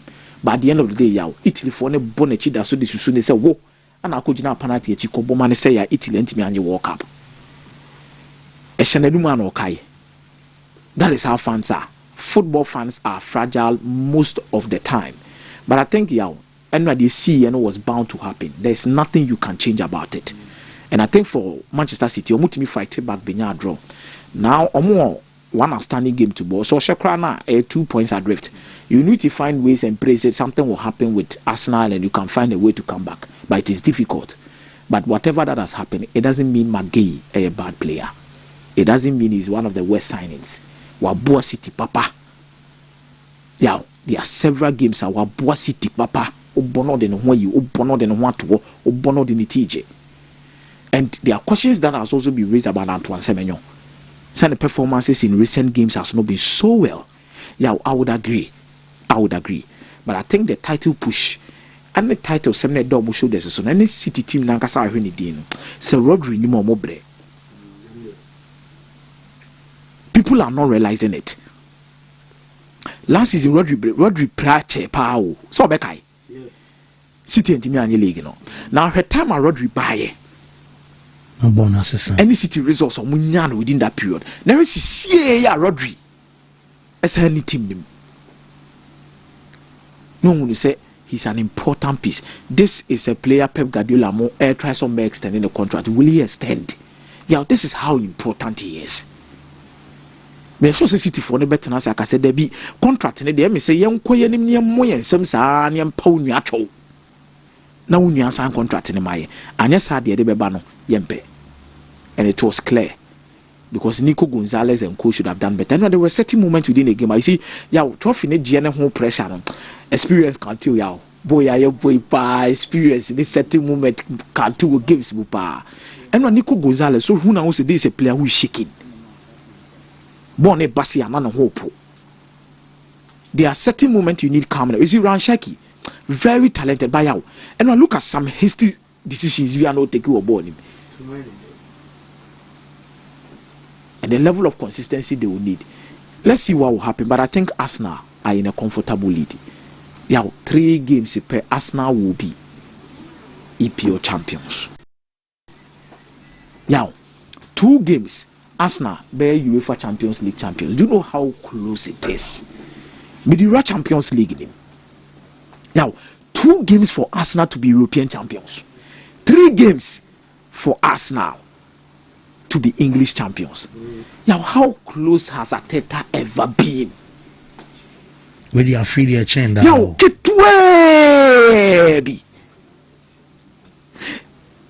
me bibi because yo, I'm imagining if I'm a player, I'm a coach. Me sebre nyina ne me history nyina what football mu nyina abraboni nyina timi sesa within the next 2 weeks to 1 month. Yaw edidi atem no kasa no ubetimi ayo untimi nyani nyina no within 2 weeks to 3 weeks bibia betimi asesa. How do you approach it? Yaw me imagine awkward dressing room, what will you say to these players? And that starts tonight. Because Omuyi Atletico Madrid Fima, Omuyi 1 match away from being European champions. Yes. It brings a different level of confidence going into the weekend games. Yow, and the game no Arsenal shot 3 games no bubu aman for apre. Nemo omu lusu amenya sure say besa affect omu because there's not so much pressure on them to win the Champions League as compared to the league. Because subsequently in the years now ya boni nyina no yaw obi anim say Arsenal getting closer to the league ontime nje. Nemo mu ya Arsenal fan e ka say yi between UC or the Premier League abi dey. Champions League. Yaw over Champions last season omu drew see na PSG. And no ke omu. This season what's I drew same semi-final. Twice in a row and times you. And times Atletico Madrid are backgrounds we say so be English teams be brave. Arsenal are the first team Atletico Madrid that took one aba or mababe yi omo free ma ye hu bi da. Yaw, do they have the quality to do a lot of things? Because you see a resource na all squared. Baako nchen baako. Nemom Diego Simeone no a perfect experience at this level. And Makacho was a football goals episode more reward you be partner Diego Simeone one particular coach. And was a football team shane no ka say you see on the Jibako Fako. Because ya wa bre. We coach our bre ya team Real Madrid 1-0. You see a couple last corner kick. Obi antimi nchirim. Sergio Ramos free. Ya no the nitia be pimbo yi dia beto net. De tosu mienu oma pria ko final yi ya omunim se game we die penalty shootout die be bia no betimi ese omanya Real Madrid afiesa ko penalty shootout ya panyan Arsenal gina ha we se su gina enim go ase na abai e wo so mo sase so mo nyoma no mo de ko. He is a man that has told so well a beautiful story that needs a beautiful ending in the shape of Diego Simeone. Yeah, but you ask yourself, is it the right time? Because abraba we emre ene nkrabia ene yedi decide in your mabebre enye stammer wo free so wo pe ana ne ɔmatimi kɔ de ma wo na ɛmɛ de hwɛ de wa wɔmia ne nsa ne sei mpaebɔ ne awerɛhoɔ because yawo ɛna anadwo yi deɛ bɛtumi asi bia bɛtumi asi ne hyɛ berɛ hyɛ ne nsɛm. You can't afford to miss another season where you can go trophyless with the level of signings I had the amount. For Arsenal, it's another opportunity to show to the world, say, project now my building almost all the time. This is the moment, yow. Tonight, when men are called. And then why be show Jesse Biano. This is the time I was a number near the board, chair bodino. I will say to me counting. So between Simeone and Arteta, why not suffer pa? Simeone Abreu. Champions League. This is the Champions League. When you 2014 final. When you 2016 final. You league in 20. A Champions League between only Arteta. Yeah. Simone Abre. Now Abreu. Abre. How many teams Pana Simone Abre? Because 2014, no, Sena Oma Jerry, na Ramos equalize 92 plus. In the 2016, so penalty na Griezmann so kobo say no. Yaw. Atletico Madrid are progressive from 6 of their previous 10 European 2-leg ties. Abro Madrid the first leg. E wo fie. Yaw. Baby omo gina sisi no. Anadwi. Yaw. I think Arsenal gina ye. Because Arsenal lose only one of their last 15 UEFA Champions League ties against Spanish clubs. Okune day. This order is actually see. Arsenal be qualify. We are not doing say Arsenal kwa me anya me wanwa. Enya once the first leg no kana me ka say Spain dey to be very difficult. But we England no. Yeah, 2 key players to decide this game tonight. Okay. Julian Alvarez and Victor Gyökeres, the 2 attackers. Yeah, crucial night. Alvarez kasani nyina ya anadwi. Griezmann mo kasani nyina ya anadwi. Na where I commence, I'll say, oh bro, football gods have already awarded him. They have 2 Europa Leagues. Contest in Champions League. I know when you're 2 the Arsenal in Champions League now on okay. But the perfect example na me first see say there's one starter me the beja obia. That one this is Arsenal concede goal. Arsenal concede the Champions League so they remain unbeaten. On lose match. But yeah, record be Atletico FAC English Premier League teams will knockout stage semi-finals 3 times. Omuni Liverpool 2009-2010 in the Europa League. Omuni Liverpool frame. 2013-2014. Omuni Chelsea frame. Yeah, 2017-2018 Europa League against Arsenal. Omuni frame. Okay. Mate, me that say. My memory new team when new team fine call board no so na fe share mu Arsenal against Atletico Madrid and agree do be bia qualify into when and qualify their call final new it's a boss Champions League Mbappe stories of course and now Everton Emma Arsenal fans any agenda a whole lot of these stories na young person be bono pistol na yako but my man started with Everton and Manchester City a game no na yen discuss and yema bakumi no fan free sa game no a game na Pep Guardiola of course how season e kono bia ni say waje premiership no dey free Mikel Arteta and pressure or dey ma Mikel Arteta sometimes so to me be catch say or home e dey good na ne console but talk about the Everton performance against Pep Guardiola and Man City and Rano. It was a performance that, in my opinion, Everton pick up the 3 points now. And talk about the Premiership table, and we are talking about Mikel Arteta team Arsenal. Throughout the entirety of the season, was spending majority of the time, top 4. And yet, yeah, with me, a peer free say or drop your back feet 6 or even middle table. Arsenal throughout the season, on performance, I was super. On performance, I was so papa. To be very honest, our game na kwa defensively, a defining Arsenal said this season more performing so well. So after say more about 35 games of Premiership, I'm consider 26 goals. That's domestically. Uko Europa, and then now Messiah air shares and say this season no, we're keeping some 8 solid clean sheets. Clean sheets, remove eba quarter final stage, so check it table no Mikel Arteta bought the home of the power, and even for a goal balance, is so healthy. Now Man City game, me analyzing yama baku mienu and Sabia. Man City best send yama be next year. So once I cut title, even once I can crown Pep Beko market. But check something on your screen. Doku ni game na nyini wa improve certain aspects of his game.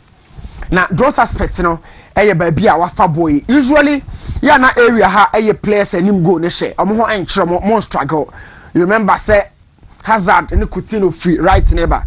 But I found the most Salah ne Iron Robin and the area or more a junction. But Doku naturally enka area hana Ryan Sheki Jano on Doku ne TBNE. Or you want 1-2 so call outside so call inside not will deliver. But in the delivery process, I'm on 4 questions said Doku intimation goes. So apart from the assist delivery, Semenyo SR deliver goes. Doku SR deliver goes. Yeah. This angle, Shababi a pick for the Adrian Dean, and he is standing at an angle of 33 degrees. That is the 4th angle in the right foot to the goalpost. 33. That 33 means you need some level of accuracy. I said, wait me the ball at angle hormone. The goalkeeper did watch go post number 2 because Hana Nasamen Doku Ewo and only Doku in a movie koe. Now we are talking about this area. It belongs to some of the classical players or more a finisher a top notch. But Doku didn't know about that conversation. One of the goals I'll share from similar angles, and I'll talk about the other goal. And so we can talk about Semenyo, we can talk about Ellen Haaland, we can talk about some of the best players from Man City squad. But talking about players who develop a game, each and every day, who improve back. Yes, the level of expectation also.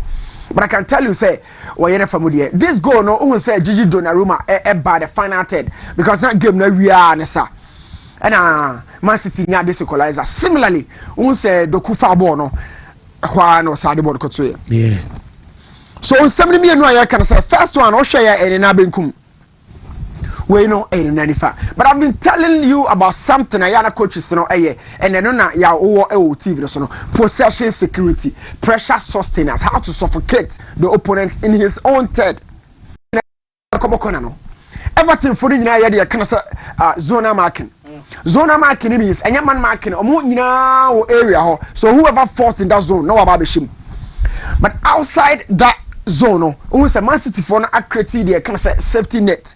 It's a ball the keeper may use my head, but a bit flat for this zone, they know.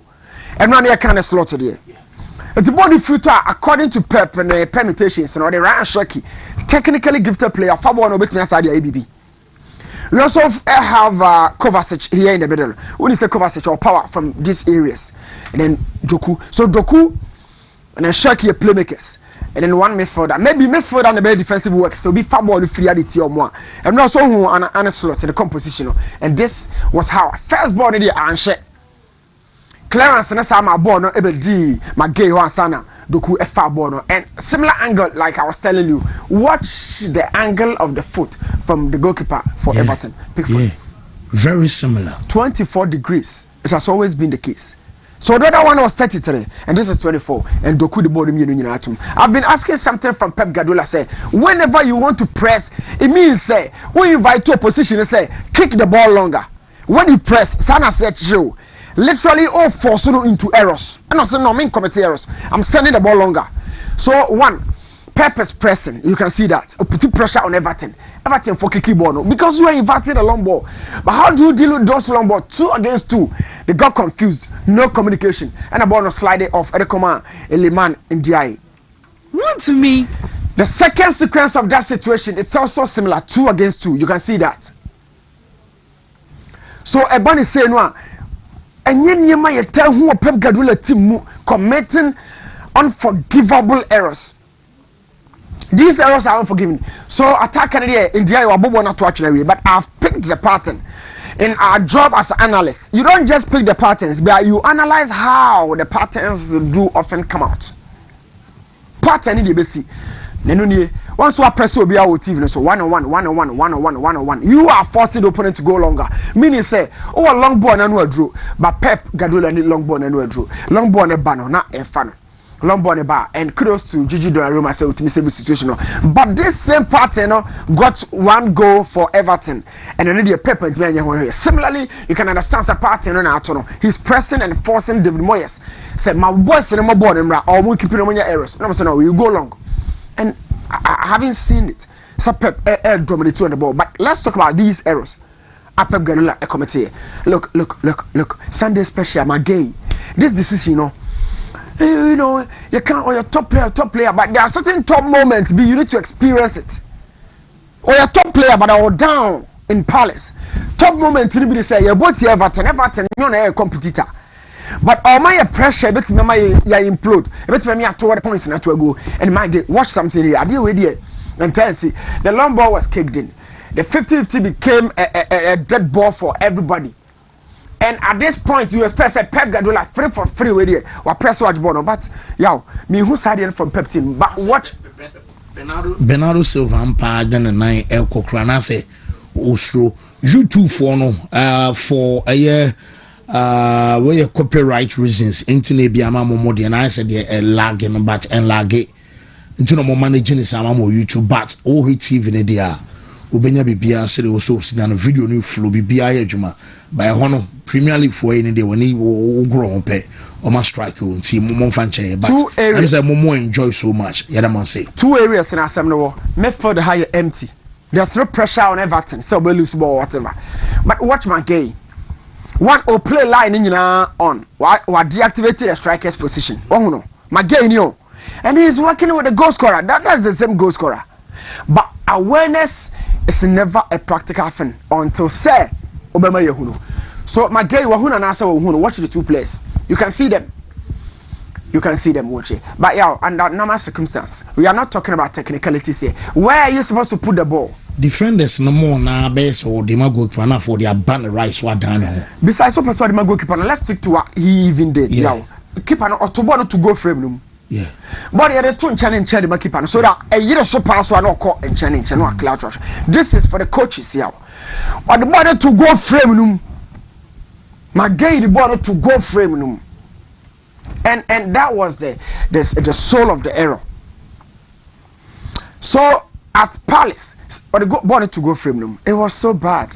It was so bad. You can see it's any place, But first of all, like I was telling you, his awareness concentration is up. But the technique and how to understand the situation. City attacked Everton's last line. Bowen and Amenti say no, this is not Pep Guardiola's team. This is never Pep's team. 1, the quick throw, I will tell you about it. 2, how they even never allow City to restructure after say more attacking. Now Man City team in attacking transition, lose ball, not defensive to transition. I haven't really seen that. And we are talking about probably the worst team at Pep Guardiola every season, if I'm not wrong. This team no any but he decided say Arsenal all out. First of all, the Kulusu born in you Everton what's something here? Everton a lead the game now 2-1. What will be about 81 minutes. I'm gonna lead the game 2-1 Everton. Take that. Yes, the agency was signing for Bona. I mean, what we are saying. So you see real mokra. Yeah. Wamadu kwa mesanko. Quickly no to ball no much. But David Moyes there. Everton also muti team ni mano. The first season yen canopy. Even Oba United san call back he grow move to a new stadium. And was sama on my Danny Fortress. How he has a very good squad. Good squad as in those players that have been big teams in now. Except maybe financially they cannot go for big ready-made stars. So he makes them. Now they are no fighting the Mukojano, no replace it. Jumana Nakasi Mengel, Ayo Bichimuno. What's the Bia Kasi Mengel Bicham, strong power, but I want to win the league, Oh, yeah, one could be Chimam. By how you better to team have his concurrent or call. Oh, the Abnako, Emmanuel Avonio, Sefas Mante, or Gastro Club, Akonoba, Hafiz Conconi. They keep selling, he keeps replacing them. And David Moyes, it's always the situation. Me who pressure be able to see team without the ball. I'm sure Pep will go back and analyze a lot of things and what the team why you weak power. And this was one of the situations I remember who said I feel the City the ball was just placed here. But you can understand say left back and one shot by right by Nunez or head by Ukraine near my coso. The new penny the ball not to and we busa me say, oh Man City I feel the near man kuyi mamokra. But Pep I had your coach be akra na bama buyao. Giving any other coach this same situation. Every crack was Sama Mikel Arteta call. But I not say Mikel Arteta there. And almost said the make catch no. On one of them will play strikers and no. They keep putting the strikers on targets, on the line and go to bar no machine. You can understand the frustration from Pep Guardiola. I did about sure about this game, the agency with which Everton at the ball we say echo 2 minutes. There was one other thing and see me who say Pep or your German but individual errors when you want to mean this corner another thing.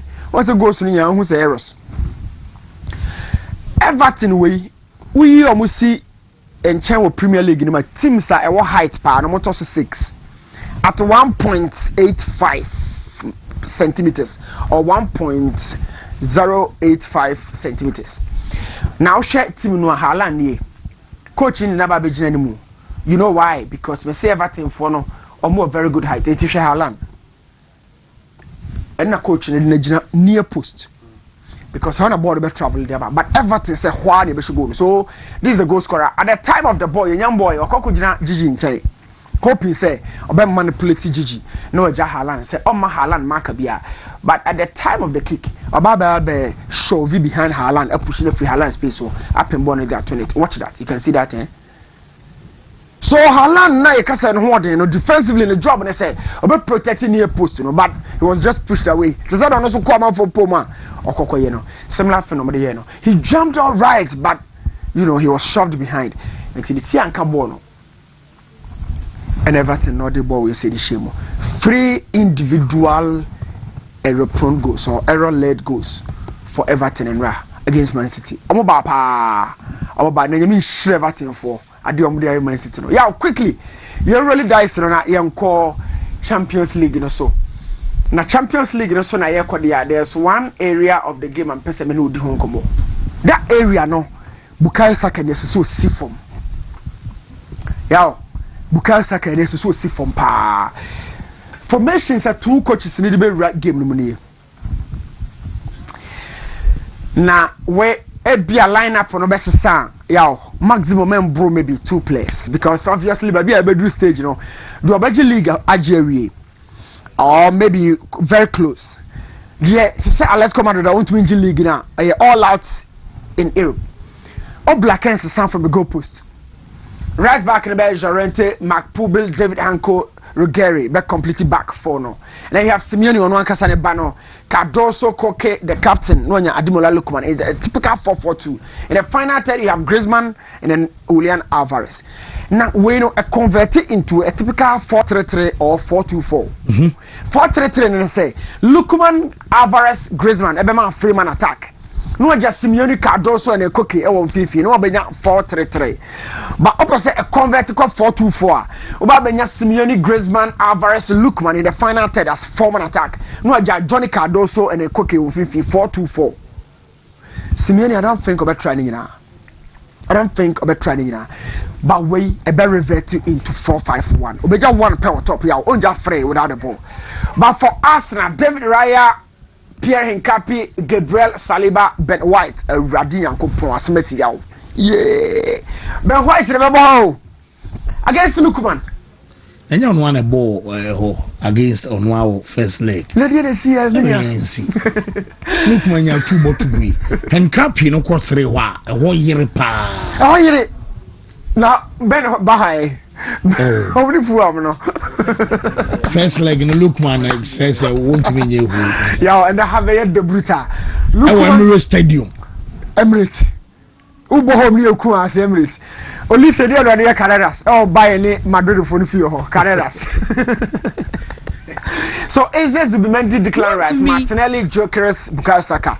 Talking about this game, yeah. And there be a game with Japan or Bukayo Saka. Oh, game num. Edema Arsenal. Now, Osha the end of the game to call first leg now. One for the necessary shot and supply the movement of Madueke. He has a lot of pace in his game. So every time they are born about touch, he has the energy to pick up ball, maneuver his ways, and negotiate the attack. He's been doing this fantastically. But and then we are sure say with the presence of Bukayo Saka, yeah, maybe we are closer to maybe 70% another penalty between us two.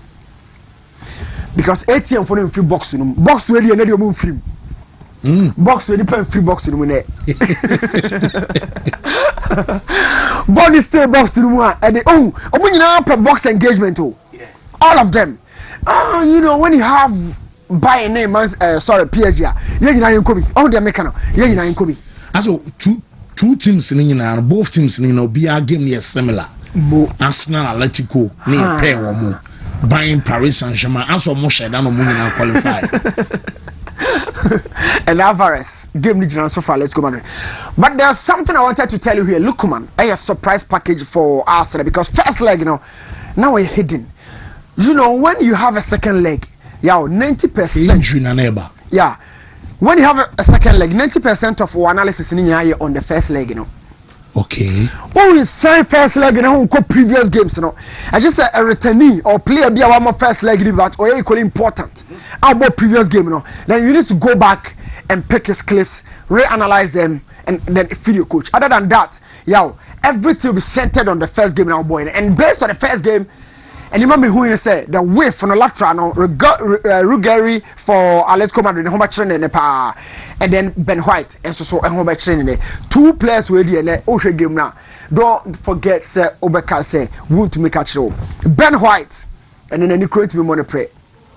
And now Ruggeri for Atletico Madrid. Two laterals and one right back and a one left back. Maybe y'all make up for 1-0 for Arsenal. Okay. Make up for 1-0 for Arsenal. On the issue of Mbappe out of Real Madrid, yeah, I'm on turn for now. Madrid in turn Mbappe. Madrid in turn Mbappe for variety of reasons. Markets better Mbappe. Florentino Perez Cram Peso be consider defeat. On turn. Yeah. I'm not for you share. They will force the next coach to find a perfect room for the two players. The American young patch what I say.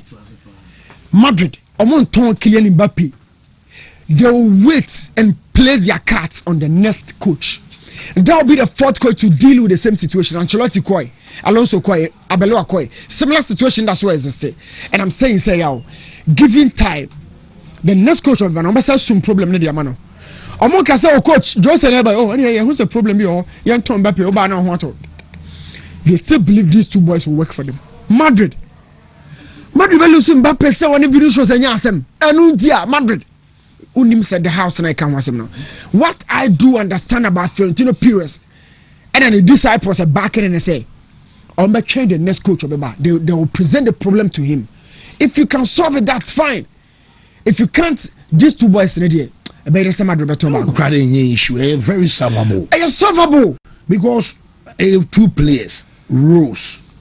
Coach ne say one e bia wo kwehye go may interfere mabenkum ho a wo de biem yo it's just a coach one coach because Bill Benzema Ronaldo matimi abo ya coach you vidi omo kra ha Ronaldo control Raul Raul started Ronaldo so ginem no my friend no friend Prince no Prince have been about no friend we Senteka onu za de no aka mo friend we so mo pamuni aso onko shaka kra na sa agragro Raul no refi Casillas no mo friend Saint Sanika na Saint but omo de Diego Lopez no so na no after PSG no na Ramos ayin ho senior Madrid obe bon se na Barca Madrid e pen defender I was a crash Florentino Perez yeah Ramos obe dey yeah Tetelesta yaw Mbappe de omo Madrid fa pressure bay and only Madrid honum no and you find two players be fighting for anything no you who that recently with Varane Pepe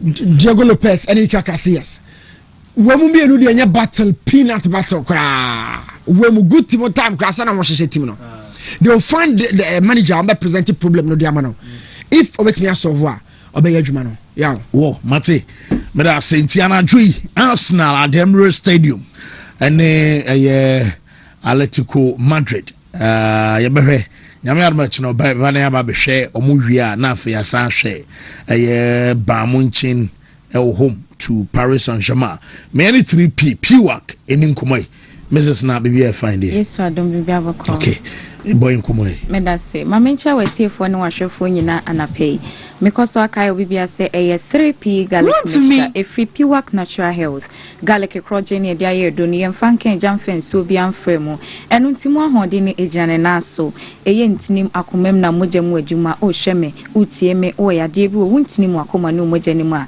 edra mekanfo dia ma osebebo 3p garlic mixture ebo na boost immune system ne dia ma enu nti yade ntimi me abra wafa edupai bi wunyanto bi dia pharmacy shop bi eben wo no borura mu na odie eni abusua ne nchenom emorent ne no bia hodo enyi fini keka wa bia emfimo na moja entimi ne afrisane na pomode mapawo hia no wonsa etimi akebi ene ye hwe asma entehye wa yade se de da ye ba yade a edro ne sane doso ti na wotwe bia ye boboso ede hwe sanse garlic no edijuma bebre ewo ye nipadua mu asma entehye wa yade ho asem ena ye beka ansana no mamefa doctor number ne ma o hwe me wutie me opesa wankasa ofre doctor na wo yade no etete won wo twemu kire no dia wa ye krado ofre ne sisi a obeje so number no eye 0248 92 88 24 0248 92 88 24 asmante shewa yade eye yade boni pa eba so etimi gu ani mu ase ewo nipem ene sense kan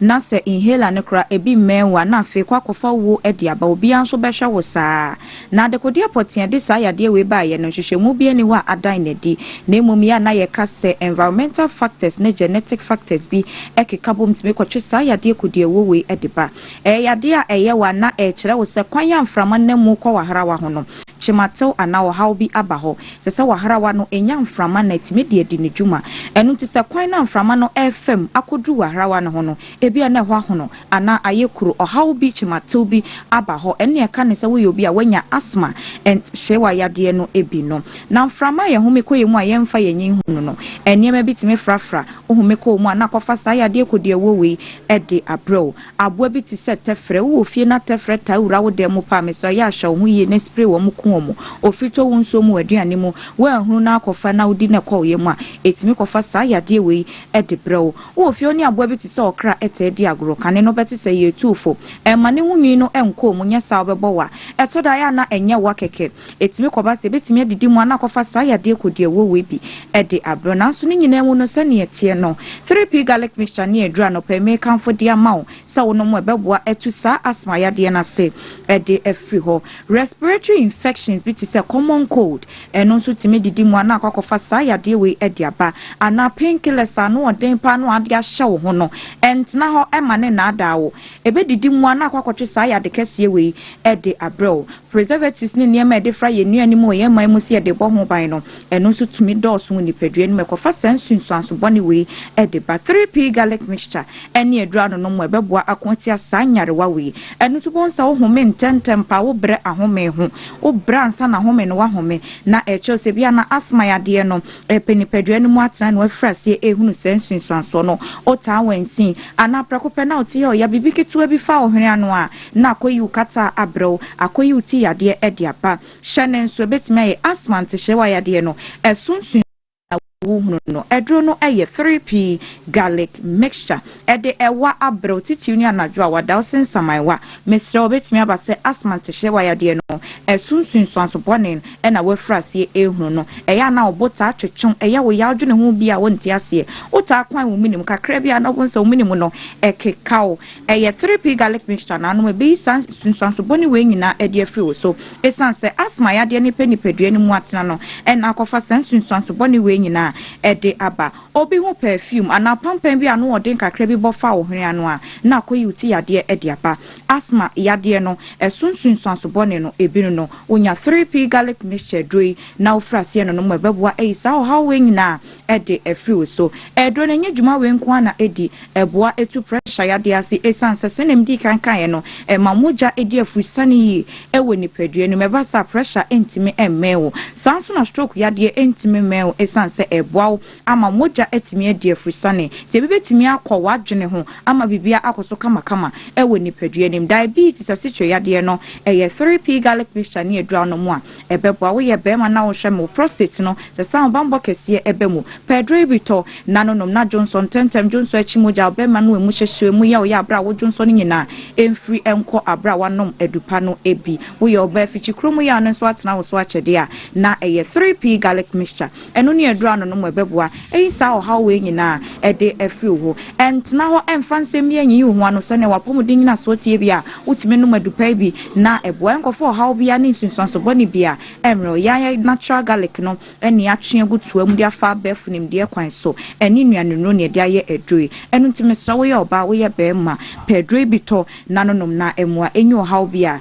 emfi wo so me sɔre so de a hyɛ ne nso wokɔsa wokɔtɔ yɛ dro no a ɛwɔ toa ɛhwewa ɛbomo garlic ɛda ho yɛ kɔkɔɔ na ne ti no ɛyɛ kɔkɔɔ wadwen yɛ wo ntantase yɛde wato aduro bi so woyɛ dɛn no we nso ka ho ɛma ne haw tokɔ fie wo no mu 15 minutes wobɛtumi anom sɛ aduro no ka ho ɛnkɔfɔ haw ɛmrɛ wapɔmɔden gye doctor number no na me nsɔre so anɔpɛ wofrɛ no a ɛmfɛre sɛnea ɔyɛ de atie bi akyɛ mu kyerɛ no na ɔmmoa wo number no ɛyɛ 0248 92 88 24 0248 92 88 24 ɛyɛ 3p garlic mixture. Okay, well, you better say for a more time 3p garlic mixture a piwak and sano adro and omodia badwa so nti pharmaceutical shop herbal shop bi amokwa onsa ebe count here kabo azi yemkwe yewrem na yedi nkomo kakra from the local angle na said yedi nkomo no yewrem o calf na calf for no you see o ma me hu data nyame adoma the next AFCON no ebitimi abaso nti the draw for the AFCON no qualifies no nyame adoma on the 19th of May 2026 and a draw no ebitimi abaso na afia start abo qualifies now from match day 1 match day 1 the 1st of September kopim 6 October and yebebo match day 1 match day 2 the qualifies match day 3 match day 4 qualifies no on the 9th of November to 17th of November and then also yebebo na afia match day 5 match day 6 no and your 22nd to 30th of March 2027 that's next year and yebebo na afia the tournament proper and also yewrem na afia said the New Mexico 19th of June ekopim 17th of July 2027 na AFCON no enso ekoso na afia bibia etimi akointia no de free or de banti Zanzibar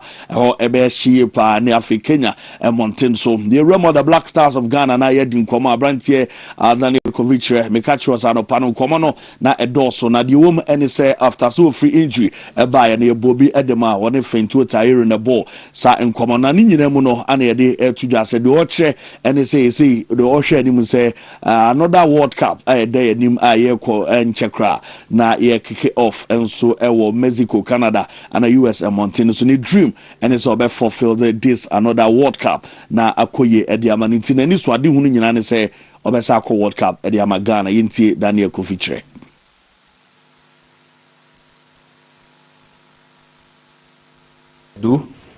Yes, I do, and that's another dream, another goal I'm thriving for, and I believe in it. Point or dot, and on the other hand, I need to be honest to myself and see every day or after this maybe one day until the call up how I'm really feeling, how my in what state I am, because I don't want to go to the World Cup just to be a part of it and have on my CV that I have another World Cup if I cannot really help the team and if I cannot have the impact I had before. So I need to be honest to myself. IT Yera Francis Esa Adu Edin Komobi area Tuja. Na hu hia pem say Nkomo Radium say clubs na more Division 1 Coast and Nafi Division 2 no ho be hia mu ye pa na Nkomo a wore aba ene say on say obi bobo or a player na obobo na du ba bia na watini mfie so na why na adwin say obese nimfie ne ba form ene wore atuja say FIFA e wo mra bi e wo regulation no ma from the age of 12 ekopim 23 years say oh yeah club na otete player say be a coast club now afa player na the age of 12 years ekopim 23 years say yeah transfer player na club otete akra na from 12 years ekopim 23 years no or compensation your federal training fee as any club no etua edema that junior team na otete akra na nemom de emma compensation in team ko true and say bia wo year ko 1918 ye ne wakotini fie no so e wo ba bia eba ne sa process ni nyina ko waste enya de say club na otete akra no from coast level no obenya capre crowd from THT ne de o ka che clubs ni nyina say mo yes emma FIFA regulation no Enya Juma, Inti, Director of IT at the Ghana Football Association.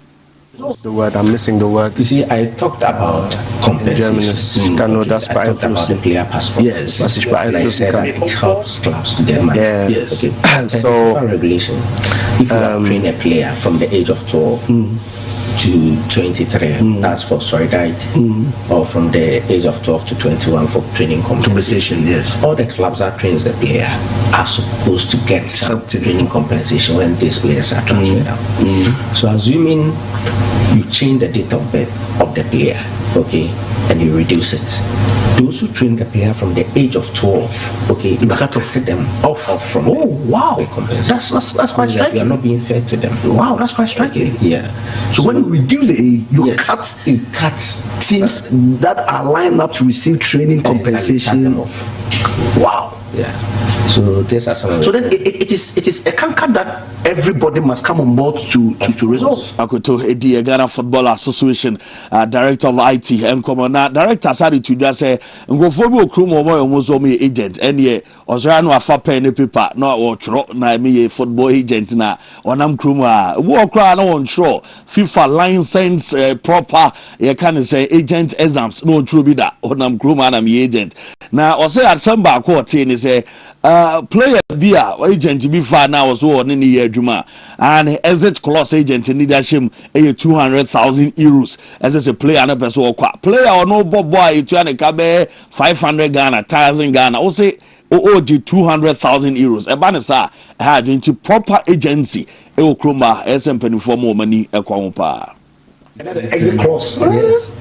That's slavery. Now clubs and players become vulnerable when these agents come in. For instance, I was having a discussion with one of the clubs, okay, and there's a player of his who has signed a contract with an agent, and the exit clause is that when he decides to leave the contract, you have to pay the agent 200,000 euros. A player who is taking about 1,000 cities must go and pay an agent if you want to exit. Another exit clause. Yes. That's slavery. Which is not feasible. And you can't also cage the player in that situation where probably he has the things that he has opportunity to move somewhere, and then you. Ghana Football Association, I didn't come here, but say we a player now, we a club now, we now agent for be ban on within comma. Mama so enough for me because or say sign no read the contract very well. This exit clause 200,000 euros or betija. Now I want some I don't know you remember Division 1 they say teams now who may qualify more air ban or say we said new ma AC air qua Port City or more than eremu I see o ma qualify the abana coronation no a course edemo mo Wontumi na anu shipa na ura friend Francis of Women's pusher one and a CEO edema Port City one Ebetumi abaso with this in this short time. Oh yeah, last season crowd na ya prepare say ya ban so normal beyond we dey see here 1880 member. Last season the na dey target say yeah by the 1 year be qualify. And nyame akoye 2. The nyame na nu dey here. And then muji money but target as a club next season we league me then. League there obi a course okwa ko win. But here there you say yem place here. na next season next 2 seasons ye hu de be ye Enti we are sure say the next 3 years mbetimi IBB who some at the second season or G League, Adriana first season or G League, Gold Stars third season or G League, and then I'm also more set in the next 5 seasons. Me second season over Hassan Mambi Cup. Second season over Mambi Cup. But Shaban Mohamed Ebon Komo say Omuhe as almost second season on my father Ghana Premier League and the Sumo National from Africa na goalkeeper trainer at the Port City Richard Atta and upon me the voice back at you so say the last 10 years our Ghana Premier League goalkeeper be anywhere ne record sawaye obetimi etwa na waji league aji Africa ba jiji de ekeka ho na shadow akobama me the next one na o kire say on cast or disrespect other goalkeepers a omo league no ye Emmanuel Kobe ye wo Benjamin Asare omu nyina ebo mode ne mom ono ne the record no say obia ni ho a obetimi abreak because de waye no omu nya bi ye betie no a ode atudwa na say goalkeepers ne de on cast bi ni ho ebi ho ne mo ne mode money de omu nuru no interior data. For the past 10 years, me who goalkeeper, and yes, me disrespecting other goalkeepers. No, but me record am set in America. Once the likes of Oforientry, Benjamin Asare, like goalkeepers be system ni Kobe Mu, Agbesimu, like I'm good, but me can record. So Belgian league same season so Belgian FA Cup no. On said that lad you almost say whole league ni mo but record we no man timi anye. On chemu nyina they are doing well but me record na different. What you say? But for now there Richard Atta the record man and I don't know some area to jade amanya me adom media ma league leaders say omo na table no omo da so omo brekum Chelsea nyame adom ochna and we midweek game eba so Ghana Premier League no coach Ibrahim Tanko say omo ready omo prepared for game koso e brekum Ibrahim Tanko nyas anyway etudwa. It's not going to be easy because they have a very good team, regardless of the position that they are now. So, like I said, we take every game seriously. We take every game like a finals now because the 4 games we want to win the league. We have to defend the position that we have. So, we are going to prepare very well. And we have today and tomorrow, and then on Wednesday if you are the banner say share pre-match no and there was some they sorry the ne ya de ensu tu yesebo abrantie friend Edwin Gadai ono athlete Tumrika the Magana na no Botswana 4x100 relay Ghana qualify obrantie can be on Benjamin Azamatimo na oma pala omo koko nyina pala ni say sports ministry ne do ba bia omo tickets and as omo flight tickets e de ba mo to tournament no e be a day before 2 days near atwa ne de amomo ha dwen yenya enough time to prepare na o komo keka nsem we Magana ye deja wa ha na omo abonkomo bi e wo radio bi so Botswana krumo na ye beti Edwin kakori to just say football dia Ghana mpanifo keka wo mo pa bateba no dia aya na omu ahokeka e wo fom pa qualifying for your pleading for because it's been something that's every time like it's about football. It's about football. So how does it make you feel as athletes? Like whenever support needs to come through, if it's football, it's massive. If it's athletics, it's like we are very dropping terrible. Yeah. Because when we go for a competition, like we normally bring medals, but when it comes to football, like blasters and all those stuffs, like it's something that we cannot talk about. Even imagine just recent African Cup of Nations. Just imagine. But when we make it to the world stage, like we normally manage to bring something home, but the support that we needed is not coming like how it's going to the football. Koma if for the banner say Gadai Edwin a player ono as athlete Tumrika as Magana and omunsense mi nyina ya ekoso ba nyinai ono nso de kakra area tudwa e radio Botswana yemfansie na fancy woni team no mre na ometo aso free ho mate yara senzi ayi de Kofi also on World Cup no boko on beso boko World Cup so babe ade up to there because so ko no ko bobra ko e bibi magana enye so ko make up numbers so ko feature say ko World Cup biem I'm so on any abrepa the ko recover your baby full him oh and I know for IT GFIT experts and I say Yera Francis and so issue about on the coast football on the do baby omotiti players na be do baby na transfer ya on the player na bia no abo team bi wo abobo bi team bi wo abu akwa by yatini fie so baby nti say ye transfer na master clubs no enya compensation and there as a clubs in Suya pa because on the abrofo no de on the ultimate top player na academy na nya team sika e dey every baha omunya bibia because omu breaking in the middle and I think a good education for all the coast clubs and junior teams, you know. Wow, Mate. New. Couple story there. But funny and I mean, say that me a treat there. Or more brewer football umpire or more run court football. One more brepa nations. Or more on crown team.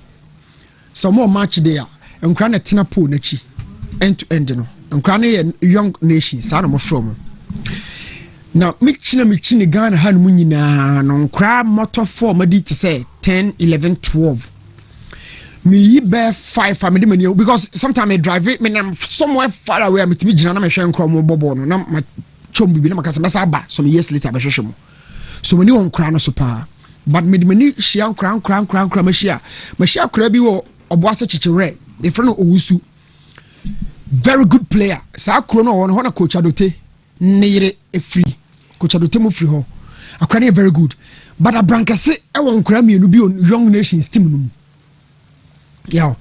Ya na ball no hu ni panim. But obetimi de oni akasa we die or cut top. Ba ko 10 and ba ko 11 JC from young nations team na young nation kra na mra film di no. Brilliant. But nipa no ho ye me mobo kakra e ye omo coach no. Omo coach no function madam for no but me nim ni di me refi kakra. Because of how he gathers these kids during the match day for nations or bre papa I say omunyi you kind so ono ano gada omunyi na or tete samrantie we amomo abenya the chance of nations team no lebia na akra nya chance of nations team no obetimi akoba be for no so akonya the chance. Now this is where the conversation starts. All course a team no bra wa bra no FIFA say obre no nkokwa you turn that here. Obenya de friend say solidarity fee. Sa fee we say no na ebobo ma coach team no e de toto. And as new ma blaster player of sports council has for here you be any no cheche ball wonyini. What farm akomo vanyon chen ho. Once up okọ ni older ma park ke to be da ho. Sa park no from Baba Mando. And you for Rukun Park from Baba Mando time and crowd so bobo also. Players do draw now or boko toko on in America me boko no sa park no so no mo na who coaches na ya hwemo sebe coaches mo fan chebe ba who ma ya hwemu su omo no mo na twika no so mo break kwa se player no ko no wan kai wa player beka o big kai bi na so de woni to sa nkae no so de yawo na kyese na yese ka ugya adwuma na wo ye ofom no na akodo afu kra adwuma na wo ye na FIFA aka se place ni nkae enti ka okakra beba na ye bete de abro but unfortunately akramedu bi a 12 13 14 no agya no kwa team fofumu bi a 15 16 17 no akodo premier uni premier league na ye bo Ghana no ebi mo hono mo di ye ba me yensa no ma change no of me ni dance offer me hu ba bi dance me hono me intimate country but the players they know. Players in the brain, your mommy, the moment of the bono. Coach now a brew on honor. Hoping say be ever bad yaman later. Samolusu, okay, no, Kukurashi, blaster, Samolusu, and no cocono. I send for life, ya someone at Teteno. Or money naso da, Samolusu, ne capre be babadachi. And I'm your friend blaster, ya. I send for Mr. Poby working on Kukuru. I send like as a case kakakra. As a coach football for yes, some players in the brave shabre kwamu. But you didn't so quite say sometimes the daily business, etimi eboa mani pa no so oto aso de ko yaw age cheating ne de me ka say your antidote bi wo for now na me twa won tro your anu aduro bi wo because you are looking for opportunity footballers adwuma ente say me ne wo adwuma yi me kwa ha obi amfa me age prevent me from working in the media space but football there okwa ha onyade obi aso tawo be hit the prime nti so okwa ha na opportunity ne be ba that time was to be when 28 years I feel when you a chance or Ghana Premier League patcho what say na ka chance 28 dey ton wa sabe ye nya sika nti ateso na 19 dey amount 19 no machine na ago ya she 9 years dey ago 9 good years and ya she dey ago 28 years na do about 19 years sa 19 years no betimi am yakọ aton akọ Egypt betimi aton akọ South Africa na onam akọbu ho ho dodo ho no na ho no duro ketwa e de ma sa 9 na wo shigui no 19 years duro ne de ma wa ni se para wo num yi e so no mo what pira na recovery time no 19-year-old boy recovery period ne de be ma ba wa ni se o 28 a Quebec Sunday rehabilitation and recovery process no because when you o aging legs but so 19 there ye gidi say o ye mojamono sare ye kan twi nti ye do beto to ani oh yeah okoba na asaba akoya na asaba fe finally wa ka kire wa koma said chele me kotete o no na obeka game no mu demand no timi fa mo must go back to Ghana because go mu tua no so e cheating yeah minim tameja no adu then the coffee cherry that so say obeba bebo ma Ghana Blaster e World Cup ya onto na dwunim Ghana for onto ma dwunim for now. Why are we still stuck to the past? The be a catch you say me nostalgic person. Then the coffee cherry is not ready. Not for Ghana, not for the World Cup. So say so no obekwa then it means our form our kwa okobo. Yes, he was honest. Na me must say me Ghana for do na ogidi a deep quality player who come a quality game no am person who could feature who good players no. Me no man kasa yaw. Then the coefficient me World Cup no bi to adwenem. Man you say the onim bomu. E your ball papa come na ade wo nti na ade wani to coefficient so but he is not ready my friend. Unim said the rhythm of the World Cup is so intense and the tempo is so high. But me remind you games be okay Portugal and Morocco game no. The last edition no Netherlands and Argentina and France. Look at these games. Even in South Korea. That 5-goal game no. End to end dividing 90 minutes by 5 goals no. Na average will be a minute will be add other chances to it. World Cup na it's high tempo game. Coefficient rhythm only collective rhythm with even the club members no. And you know ya na etia na yetu Jama Musiala for no. Coefficient level no do Jama Musiala. Musiala even a level closer to the World Cup. That is the Champions League. Oliver Kenababo and Tiaba Kashan and say yes we've seen Sawaba. But many one coming called World Cup no. Ya makala me yamade. Some ya crack to ni load no doso. Aye tutu so call World Cup. And I me catch say no, let me. World Cup rawo ho. Etu menya kra na nka oje holiday bi. Fekiji ni bi to aso be 1 month bi to aso. Next pay for so wo mo because yaw World Cup years bebre wonim. Na mom of force na wo kwa. Ebia ne ko cinema. No antima menya good season for Barca domestically and Europe. So baby a season abedu no de yaw when you player no anya very careful obedi the World Cup platform na chia no asa akosel career Daniel Kofichire Ghana for nto madwene he is not ready for the World Cup. There's no way somebody convincing me and what wutie and you say woni mbo mu ufi pra e ba and until I training my players be your training kono because I'm load no ye ketwa omunya nduru ya kana say collective rhythm ya what they are from the optimal level no player na do 100% and what they are game ultimately drew 100% and until technically football people not pegging at 70% optimal level which is a 30 na kana other factors Then Kofi Chere is not ready out. We shouldn't tickle ourselves and laugh out loud. He's not ready. Physique for rhythm, lots. Game no speed do. But be a season ya bomb more minutes a actually. I feel now over. But Michael Semu days no plan now free I want say ba. Ya ma kobo U23 no. I didn't ya. No ball I you for na. A honest is ball. A honest is ball because I want a lower rhythm. Now what aba. Every Ghanaian is now crying Kofi Chere. When was the last time you saw Kofi Chere? And at what level of intensity na person Kofi Chere edema? Ye kure ya so Kofi Chere kwa cup na ya wa hunu so a. You say asori senior man so. We should calm down ya. You calm it down. Oh, Meza. The subject of Kofi Chere and the Black Stars and the baby a free banner. Fancy a certain quality be who come. Dear che. And I could feature on come or the abbey, because I'm saying Camino show see a feature on come.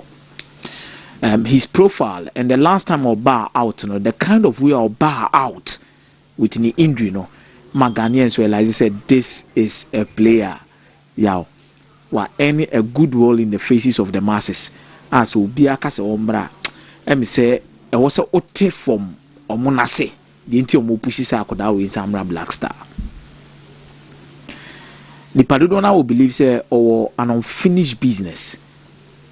I also have Black Stars.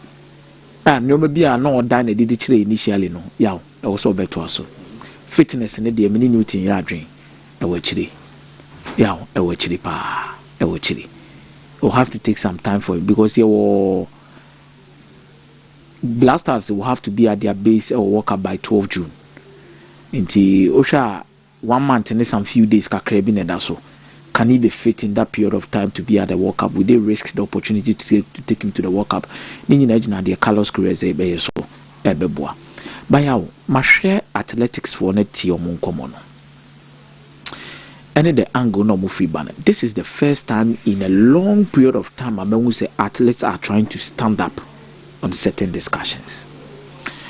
Where I may not side with in terms of the discussions. Some of them are supposed to be more making the comparative analysis with the Black Stars.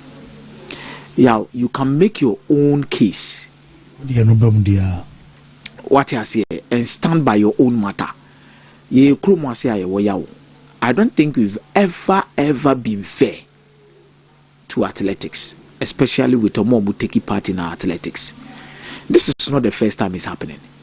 Yenya cases be including the likes of Jonathan Ponsamu cases a pija de bae. Ya tenyoma bebre se wemo ya ko nisike bia ko kema wose de na de mano. We've even had a Ghanaian athlete Utuma Idru maybe he needed to naturalize for the Netherlands. Yeah, it is a big issue. But it all comes down to how we've not been able to manage the situation when it comes to the line of communication and the line of authority. You said the mother body of every single sporting discipline we're Ghana has say the Ministry of Sports. I think a number preference never form because why do you also exempt the National Sports Authority from all of these brouhaha koso? Because they are politicizing National Sports Authority to a certain extent to say what is even their duty to play a massive role in it in the cry which athletics it play a massive role. By Sankedu tournaments, you see your representative from National Sports Authority, they will step up. So be a episode in Ujim Bideko. Then you come to the Ghana Athletics Association and what they do. The minister will have to rewrite a lot of wrongs. From May 11th to May 17th, you host the African Athletic Championship one kind. What kind of attitude and commitment do you expect this boy so Mufambra? Now the story of even how Gadai because Nanya Gadai na wasanko kutuwe mikananke Fuseni. But Fuseni baby obi to drew a free time or the bedroom and ticket and yes son and it no. Gadai needed to pick a bus to Accra. Sana Gadai flight from Accra. Okoya no sa kutu migra. The jet lag power. Yeah, why do we do this? Adia mi chini kura ye how I am penny for more kruma say problem ba obi a doje and munyamba obi a episode in mukojibi. Who was at fault? Who should take the blame? Nemo could I go qualify and I say a bill who still all African Championship kruma say there. Ye really and I say could I too quiet be also tell there. News will be a postie and the moon mushani obi a bedi and movie and munyampe. But about when somebody should own up, say, yeah, your man is so fort need a free. Na mummy and I am pequo be fast service of issue, need no be a tribute my mobile floor. When are we going to change? When? It's young Kuda we mad your my athletics more recently, Yamofe. Yow. Yenya bibi a emfa ne say bro adwene ntiase so but ore emira twem years ago level ane ewo ene ye kɔ 4x100 and obi a wo hope every single competition we've gone say 100 meters yanya de 200 yanya de one particular competition gives us hope 4x100 but the way I treat you omo when will we change that pain? You see, I didn't motivation of family to say Americano. Also, be a host. It two host, no host here, and also host here a day. Ube host here, and also be host here a day. These are questions we are asking you. What can you provide for them? What kind of conversation has gone on behind the scenes? And yaw, now one day I acquire in Kula games. Now say Kula we motivate no more titibia. Or parents. Or school no US because now no more naturalize you. Because also now na SS now no be real straight no. So meaning say college games near they are they'll be running there. And if they are good enough, I don't think their federations will allow them to say okay, you are good enough into your country and will you choose. So we provide a lot of things for young athletes at this level in our country, but we tend to lose them at certain levels due to quite a fast war your managing situation no. Yeah. For the Black Stars, the GF in there are almost more no. And I heard you. Maybe I told the big crampo more cover ministry, ne cracks be so. Told the be a more kata ministry, ne cracks be so. Run to me. By Sakauja, I said, will be nipa bako phone cost one on Kwanya said, ya when him go a sebe batten would be. It's high time we work hard and make sure we honor our athletes. Yaw, midweek bebaso. For the Ghana Premier League, nyame admoch na ne Thursday mo. I think for Koroko they are not playing. Omono bobo hoho, say hoho is league no. Why they? Why they? Sambuta. Omono afobia players no. The players we just I want to be more ball. Oma is a Chelsea for na. Any coach problem because our team. You change coach, head coach call. Now we try to. But one corner did 3 coaches. No, so call. I'm gonna Chelsea sepe. You know, Maresca na Rosini na McFarlane Maresca McFarlane Bansana Rosini Bama McFarlane. Yes. But I think that tomorrow my attention will be in Brekum. Because Brekum Chelsea baby yeah. Me who baby. Season with the uncle, but so be book game like and form consistent period and I say and form yaw. Ayina or supporters ebe bisa say e dey na ekoso. Yeah, mo forget and form yaw. They don't even care. Na me admoch na. Yeah, on say after issue ni na Brekum Chelsea will be playing game tomorrow. And then in Koma Matete say a free gate. And if free gate say free gate say o ma sheda no mo bie. Obi dum phobia to ticket. Edi amo mu nyina no mo so oche no mo ko na black and red and omo hye de akọ na won mini pa omo ne omo bo omo ne mediama league leaders. Yeah, I think emotionally things will be tough for Brekum Chelsea. Nyame adom oche no mo bo no I would love to sympathize and how the mood will be. Original park no so mo ko dress. So imagine say yaw so wa okay Liverpool Jota ne Salah okọ ne locker the locker no ho nipa ni it's just quite unfortunate, but I'm hoping that tomorrow Bekum Chelsea will have an environment that is worthy of honoring Dominic Frimpong. Not resource disafatano. Yaw, almost say to me, tough, very tough. Tomorrow, I would love to see what will happen in Bekum. Very tough. I mean, funny currency. No credit. I mean, funny currency. Yeah. Okay. Well, Yemre Nafi, Yemre Tuaso, easy, Eba. Na ya Tuaso, Eddie Fro, easy, waterproof paint. Until Tuaso, no, na. Easy say BBI fine. The great fancy BBI fine. The king of the airwaves. I love your clap. It's a bad crowd.